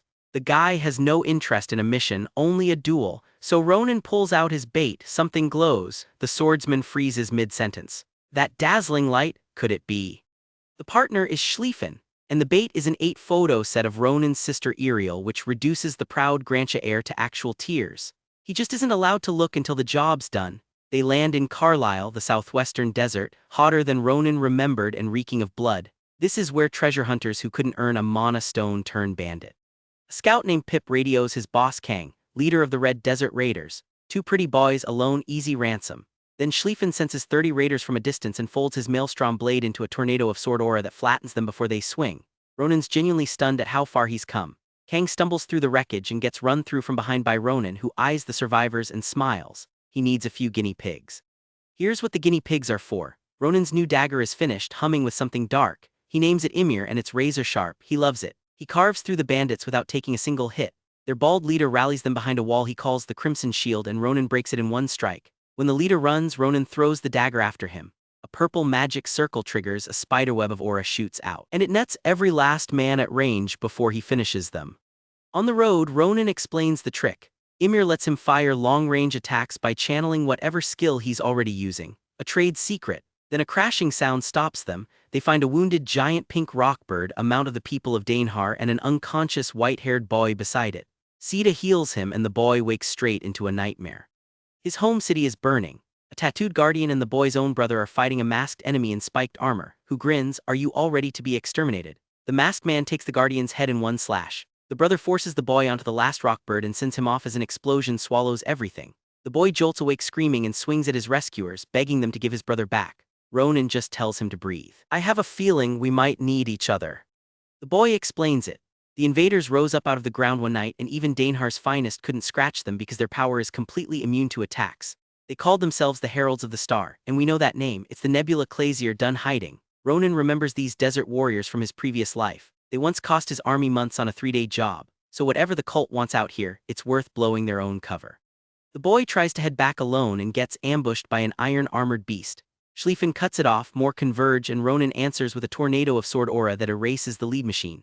A second one actually talks. "I don't have time for your little games." It dies in a single stroke. Far away, a hooded commander called Branch Leader Yuria feels her beast go dark and knows a guest interfered. She wants to know if the boy is fit for something called the Celestial Baptism. Ronan and Schlieffen question the survivor, whose name is Thunder. He only saw the beast handler fight while a second hooded figure stood there like a statue, clutching a glowing pendant, so they go dig through Dainhar's ruins themselves. Sita confirms nobody's left alive. The destruction is total, and that bothers Ronan. The Clazier doesn't burn everything unless they've stopped caring who sees. Then a hooded man snatches Thunder and bolts. Ronan chases him into a dagger duel and comes away impressed. The weight, the speed, the instincts belong to a handful of fighters he saw in his previous life. He and Schlieffen close in for the kill, and Thunder throws his own body in front of the man, screaming that he isn't the enemy. "This here is my brother," the stranger answers with a name, Howling Gale. Turns out Ronan met a Howling Gale once before, in his previous life, on a recon run through Carlisle. It's a hereditary title worn by the greatest warrior the Dainharians have. They never got to finish their duel back then. Now this one leads them to a cave packed with survivors, the wounded and the elderly and the children. He'd stayed behind to die covering Thunder's escape until the invaders simply froze and vanished on the spot, for no reason anyone can name. Ronan flatly refuses to leave. He's got his own grudge against the Clazier. He already knows how to counter their untouchable power, and he's beaten them before. He tells Howling Gale to hold them on a stone and hand it over later as payment. Then the warrior leads them to the sanctuary his people have guarded since time began, sealed to outsiders until some promised day. The heart of Dainhar. If the cult ignored the mana stones, the heart has to be the real target. And someone is already at the gate. "Hi there everyone, my name's Yuria." So that's the Dainhar run. A copy of his own face cracked him open. The Alpha handed him back someone he'd buried, and a simple curse-breaking errand quietly became a war over a sacred stone he doesn't understand yet. Here's what sticks with me. Ronan knows how most of this plays out, but he's never once mentioned a heart of Dainhar. Whatever's waiting behind that gate, he's walking in as blind as everyone else. And the woman at that gate doesn't wait for hellos. She's dressed just like those Nebula Clazier bastards, same deranged look in her eyes, and she blames Ronan's group for killing her dear little rock panther. So she summons a new one, a spiked, poison-coated brute she calls Dotchai. Howling Gale doesn't sugarcoat it. These things smash through solid rock, and one venom-tipped spike kills you on contact. Ronan wants answers first. What is Nebula Clazier even playing at, wiping out a whole village? Yuria shrugs. Her leader ordered 2 commanders to annihilate Dainhar and everything in it, and she claims she doesn't know why, doesn't care. The only reason anyone's still breathing, her partner got curious about the heart, or whatever it's called. Then she sicks Dotchai on them. His sword aura spins up into a full whirlwind and shreds the beast in one pass. No blessing of the stars, no trick, just a clean cut. You can watch it land on Yuria's face, that flicker of wait, what? Howling Gale piles on with his Dainharian throwing technique and an ultimate he calls Raging Tempest. Cornered, she admits she swore she'd never use the blessing. She's got no other choice and blows the roof off. Out of that blast climbs a towering, crimson-armored monster, grinning down at them. Ready to have some fun, she fused herself with an armored beast, whip and all, and hid this the entire time. When Ronan slips her whip like it's nothing, she mutters, "I haven't seen anyone do that since Bridja." Remember Bridja, the shape-shifting assassin from the temple? Turns out that name still means something to this cult. Ronan needles her on purpose. He calls the senior ranks of Nebula Clazier nothing but brute force, calls her fighting amateur, and she snaps. She swings for the fences, and he catches it on a wall of red mana. Is that the blood demon technique? Yeah, he learned it in his words from a friend. Howling Gale pins her whip, Ronan drives in, and the armor cracks wide open. See, I knew you were nothing without your fancy gear. And that should be the win. It isn't, because someone's been watching. A brown-haired, green-eyed man strolls in, looks down at the beaten Yuria, and tells her she failed to prove herself worthy of guarding their master. He praises her determination. Then he grants her mercy and kills her himself. May you find peace among the stars. A subordinate volunteers for her old job. He kills that guy too, just for fun. Then he shows them his furniture. A sofa built from the skulls and bones of Dainhar's most famous warriors, and he finds it really quite comfortable to sit on. Schlieffen is hiding beside Ronan, and he's shaking. He's way more powerful than her, so the man introduces himself, nice and formal. "My name is Terranil. I'm the bishop who oversees the southern parish of our sacred order." Schlieffen sees that bone throne and snaps. He swears vengeance on the Grantia family name and hammers Terranil with a dense burst of sword aura. Terranil just steps around it, compliments the technique, careful not to scuff his precious sofas. Then Ronan strikes from behind that aura, and one kick puts them both down. Terranil reaches out and squeezes the core in Ronan's chest. "You don't need to hide anything from me." He can feel the thing Vajra left behind. And now he connects the dots we've chased all season. He calls them two Lycophos candidates, elite holy swordsmen the leader handpicks to clear the road for the coming of the star. Yuria, a devout believer who failed the test and died a noble sacrifice. Then he drops the big one. He sent his two most devoted servants hunting a divine being. Bridja went to the Vidian Mountains, Sarante's ground. Baron went to the Romaira Pass, Ziffa's ground. Both of them died out there, and at both death sites Terranil found the same mana signature that belonged to neither victim. He traced it. "That's how I ended up finding you." Then he names him flat out. Ronan of Phileon Academy. Sit with that. Two arcs we watched separately, Sarante and Romaira, were both his operations, and he's been reeling Ronan in the whole time. Terranil lays the rest out almost proudly. He's the only person in Nebula Clazier who even knows Ronan exists, and he's kept it secret because the kid fascinates him. His leader sent him to annihilate the Dainharians. He did it, then got obsessed with why. Digging on his own, he found a hidden sanctuary and a glowing core he calls the Heart. To crack its secret, he tortured and killed 182 survivors. He got nothing, just those 3 bone sofas for his trouble. Let that sit. This holy war over a sacred stone, and the man running it doesn't understand it any better than Ronan does. Then he powers up, shouts, "Let me see you shine," and blows them both flat. "Nice try, you two." So we hit the peak of this whole stretch. Terranil stands over 2 broken bodies, gloating. "With your body so badly beaten, I thought you wouldn't even be able to stand." He moves in to finish it, and Ronan screams one word, "Sita!" Now the entire beating was a stall. They were buying time to charge her spell, and now it detonates. Terranil recognizes it instantly. The ancient blood demon technique, he says, and from the mana alone he clocks it as an extremely sophisticated version. That's when it dawns on him. This boy is far too clever for his own good, and he might threaten our very existence someday. Ronan even steers the blast, redirects a second wave right back at him. So Terranil plays his trump card, a glowing shield, and he names it himself, Blessing of the Stars. Same power Yuria bragged about, and Ronan cuts clean through it. Terranil feels the wound and the last piece clicks. Now I see how he managed to defeat Bridja and Baron. He lashes back and drops one of Ronan's allies, who whispers a handoff. "I'll let you take it from here, Master Schlieffen." A voice answers, "Got it," and a huge blue sword aura rips through the rubble. Then it goes quiet. A crow caws. Terranil climbs out of the wreckage, bloodied but alive, and he almost sounds grateful. "I can't even remember the last time somebody caught me off guard like that." He calls it an honor, and then massive dark wings tear out of his back. Ronan goes cold. "This can't be, I recognize those wings." Terranil confirms it through a bloody grin. They belong to Ahayut, the last of the 3 giants, the monster Adeshan killed in the prologue. Chew on that. The cult and the giants Ronan died fighting are the same story, and for once he's the one who never saw it coming. Terranil explains the wings are granted to bishops for one purpose, executing heretics. He can't hold them open long, the power's too much, and he takes no joy in it. "My pride as a warrior must never come before my duties as a bishop."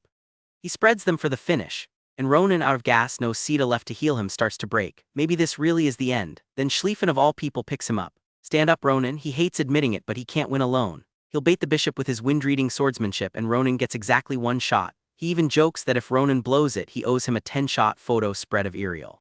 And that cracks something open in Ronan. A memory from the war. A superior barking, stand up unit commander, the enemy is just up ahead. A man who refused to call him a knight because he sensed no pride in his sword, only a thirst for blood. Watching Schlieffen charge and as bait, Ronan murmurs the name they gave him back then. Butcher. Then he joins the charge anyway. They throw everything into one combined sword aura strike. Let's finish him off together. The screen goes white. That's the thing about Ronan. He fights his dirtiest when he's got someone worth standing beside, and Schlieffen earned that spot the hard way. When the smoke clears, Schlieffen pulls out a full-body sword aura for the first time, riding the Maelstrom blade, and even Terranil is stunned. This is no ordinary aura, it's the very force of nature itself. Schlieffen decides his job isn't to win, it's to clear a path for a fellow warrior. He blasts a pillar of light overhead and goes down wounded. There's your opening, the rest is in your hands. And here's the trap Ronan's been building. He masks his own presence and lets his mana ride the dagger instead. Terranil stabs the blade, dead certain it's the boy, then panics. Did I mistake the dagger's mana for the boy? Ronan reappears out of nowhere and locks blades with him. You can thank Vajra for teaching me how to use your own mana against you. He turns the bishop's own power back on him and ends it. Terranil falls and his last words aren't a curse. What an honor. Then Ronan collapses too, and over 3 broken bodies in that ruined arena, a voice we never see speaks up. I can't imagine a more dazzling conclusion to my investigation. It tells Ronan he's got a very bright future ahead. Who is that? No idea. The thread stays wide open, but first Ronan's body starts eating itself. Red energy splits across his arm and chest because the blood demon technique's boost was never free. It always comes at a price. He drags himself toward Schlieffen and Sita, begging them to answer, and then he goes down too. Cut to Thunder, the white-haired boy with the red mark, the kid Ronan hauled out of the massacre. He tells his people he'll take whatever punishment comes from breaking their sacred laws. Then he pours lightning blue power into an ancient obelisk, calls on the Dainharian spirits and prays, please keep them safe. Ronan wakes up bathed in healing light, Sita breathing beside him. You're awake, Ronan. I was afraid I might not get to say goodbye. Schlieffen and Sita will both pull through, and Thunder finally explains the prize everyone bled for. The heart was meant for the promised day. This place can wake an ancient mechanism built to defend against some terrible threat still coming. Then he says the honest part. He knows as little about where this power comes from as Ronan does. Dainhar has to seal itself away now, behind a barrier no one can break from either side. He says goodbye to his warriors and the mountain locks shut behind a wall of light, but Thunder leaves a promise first. Someday Dainhar will return and fight by Ronan's side no matter who the enemy is. So what did this run cost? A curse-breaking errand became killing a bishop who wears a dead giant's wings, and the cult knows his name now. Ronan and a fully healed Schlieffen walk off into the desert night, one curse lighter and a whole war heavier. So Ronan and Schlieffen walk off and the desert's already stealing something. Ronan feels his memories of Dainhar starting to fade right there on the road. A massive barrier sealing the whole region behind them. His guess? An ancient spell built to make the world forget those people ever lived. Rough way to keep your home safe. On the way they finally name the thing that nearly killed them. Terranil, the bishop of the southern parish, which means there are others like him out there, plus those mysterious Lycophos people. Schlieffen's quieter about his own big moment. He heard a soft breeze, he says, and knew he could win, but it's gone now. Ronan just watches him. In his last life, Schlieffen was a living calamity. This is step 1. The trip home is Ronan being Ronan. He seeds fake Nebula Clazier mana along the route just to keep Terranil guessing and pockets Dainharian mana stones and a few gifts, thanking Howling Gale for keeping his word. Then he settles his own debt. All 8 photos of Iriel handed to one very delighted, very smitten swordsman. Go ahead, guess who. Then home. It's been a while, Phileon. Ronan finds Jaredin and dumps a satchel of mana stones on the table like spare change. This should be enough, right? He's already grinning. Shall we begin, Professor? I'm ready to break this curse, once and for all. This is the last lock on the memories his father buried. Here's the plan. A magic circle supercharged with those Dainharian stones reaches into Ronan's body and drags the curse out as a physical orb. And it's hideous. A writhing black and crimson thing ripped straight out of him, but the scary part isn't the curse itself. It's Jaredin's warning about what comes next. After the curse, an army. Giants, each one carrying 2 more pairs of wings than Ahayut. Do the math, that's 8 winged giants, a whole legion of them, plus that other mysterious enemy Ahayut named right before Adeshan cut him down. And watch what the story does. It parks all of that off to the side. That war, that's a Season 2 problem. One catch, once the ritual starts it can't be stopped and it might take a week, a month, even years. So Ronan throws a farewell dinner cooked by Iriel and hands out homework. Adeshan should help train the others. Brown needs to work on defense, not just swinging. Ophelia gets Sita, who's obsessed with her. Asel begs to come along, he gently tells her no.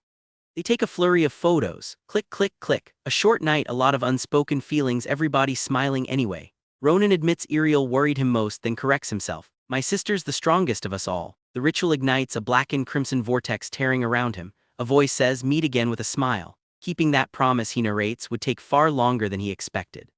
Ronan wakes somewhere soft and wrong. There's barking. He looks down and he's cradling a puppy, gray-blue fur, tiny blue eyes. I recognize those eyes, he breathes. Sita, but this is the imaginary world the curse built, and he knows this town, it's Erno, the place where once he got arrested. He names the pup Cedar again for old time's sake.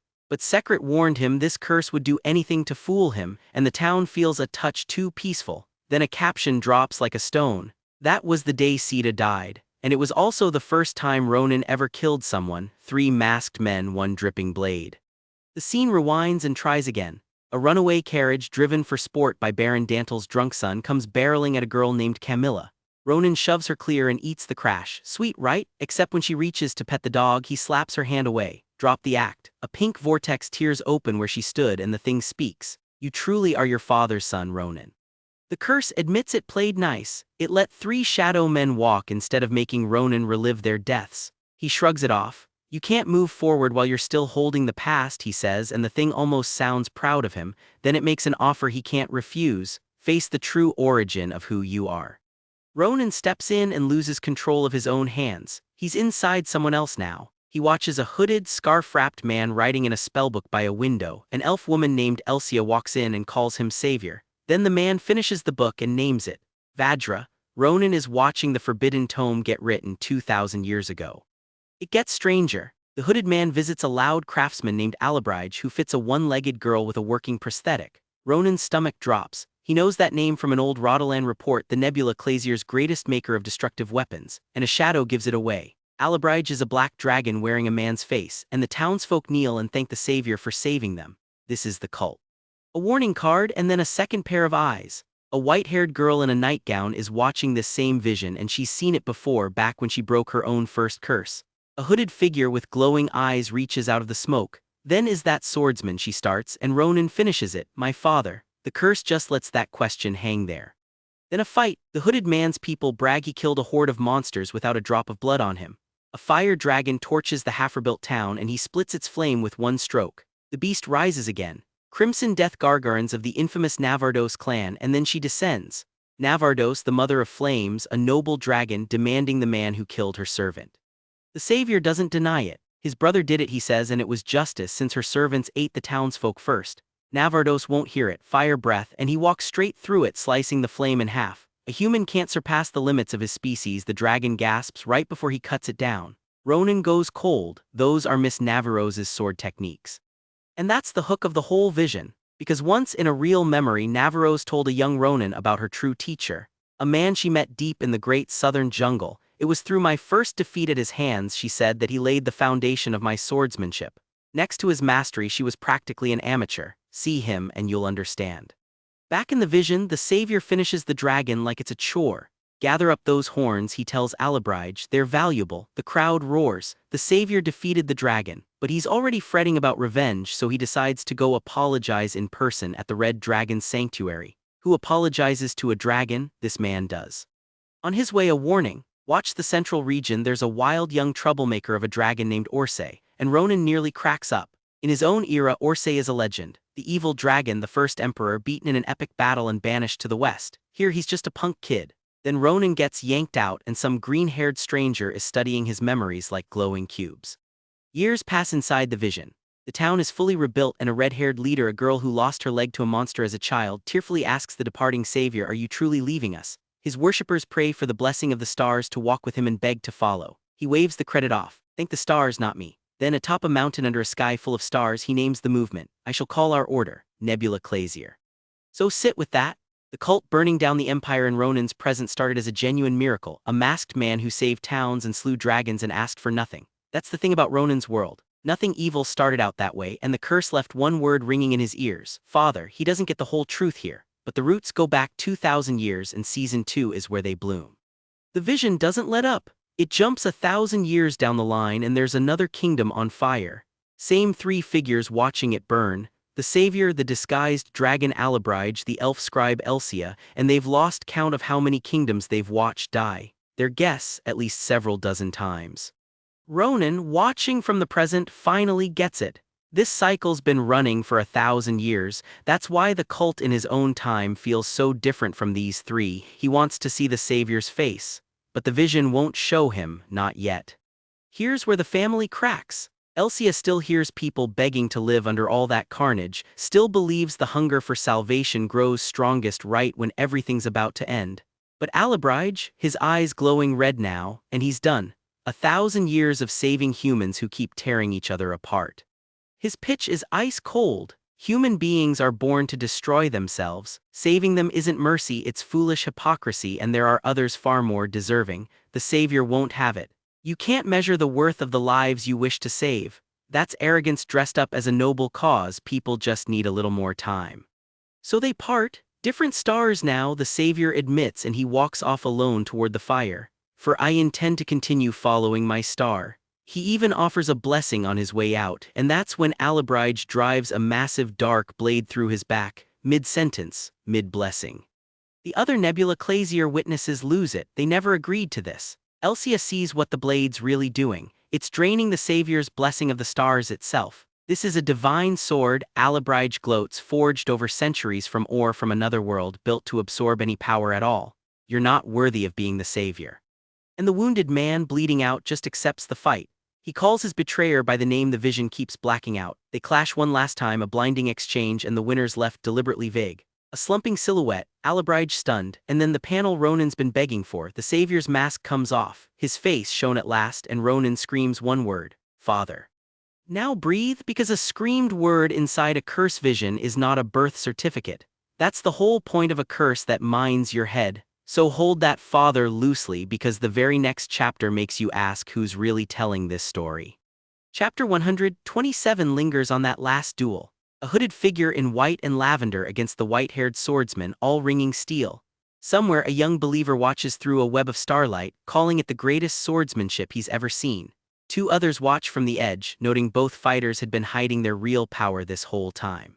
The hooded one asks why the swordsman won't just finish it. It's too late to turn back now, he says. Then a flashback guts you. The two once helped each other up a cliff, walked through cherry blossoms, whispered that maybe someday there was still hope. Then the vision snaps back to him running the hooded figure through. A dying man swears to carry on the quest and gets cut down too. Then the fire fades and a caption slides in. Did you enjoy learning the story of Nebula's origins? And we're out of the vision. Ronan standing in front of the void-headed thing running this whole ritual. It stretches out a hand. Time to choose, Ronan. Which path will you take? Ronan's got questions first. What happened to the Savior? Did he live? Maybe he got lucky. It shrugs, then it drops the real hook. That swordsman, the betrayer, he's the one leading Nebula Clazier right now in Ronan's own time, so Ronan asks it flat out. Is he my father? And the entity dodges. Blood ties are a shallow, fragile bond, it says. Humans crave an absolute ruler to guide them, and their leader understood that instantly, so he decided to save humanity his own way. Then it turns the question on Ronan. What is good? What is evil? Who is the true savior? The cult's whole worldview delivered as a sales pitch. Ronan answers from the gutter he crawled out of. Stabbing, killing, doing whatever it took to survive. That used to be his whole life. Then came friends to laugh with, mentors who actually care, and one person willing to sacrifice herself as many times as it takes to save this world. You know exactly who he means. So he rejects the whole sermon. Father or not, he's wiping their leader out and taking the rest of them down too. The entity accepts that, it grants its power, conjures a massive stone it calls the source of Ronan's curse. Cut through it, break a curse. Ronan cuts, then spins the blade straight at the entity. To put an end to you. Chapter 129. The finale, and it turns out this was never just in his head. His real companions are right there screaming, watching him swing at thin air. He almost bought that the giant rock was the source of his curse until he recognized it. The divine statue of Senial from the lair of those blood-hooked bloodsuckers. That statue is the one thing keeping his curses at bay. Destroying it was exactly what the entity wanted. So how did Ronan catch the con? The tender final words it fed him for encouragement were word for word what a dying elf once told him. His friend Sarante, a thing living inside your memories will always reach for the wrong one. Professor Secret called it, an especially nasty curse. The mask drops for real now. The entity balloons into a hulking, many-eyed shadow, warning that the man Ronan wants to fight is a transcendent being no human mind can grasp. Ronan's answer is to raise a glowing purple blade. The savior's own sword technique copied straight out of the vision. The thing was living rent-free in his body, so he learned to steal from it. The attack lands, the entity shrieks his name, then spits a parting curse. When the stars come to burn this land, Ronan will die the most miserable death of all, and Ronan doesn't flinch. Nothing's ever written in stone. Anyone can change their fate. That's the entire reason he went back in time. So long and don't come back. And that's the curse broken. Ronan wakes with a jolt in a bedroom, throws open the curtains and stops cold. Snow. It's winter. It shouldn't be. He's crying, shaking, no idea how much time just slipped past him, and the whole first season closes on the one question hanging over his head. How long was I out for? So that's season 1, 129 chapters, and here's the thing about this one. It sold you a time travel revenge fantasy, then quietly became a mystery about where evil actually comes from. Every monster in it started out as somebody's savior. The cult burning the empire began as a genuine miracle. That's the trick the whole story runs on. And the finale keeps its promise without overpromising.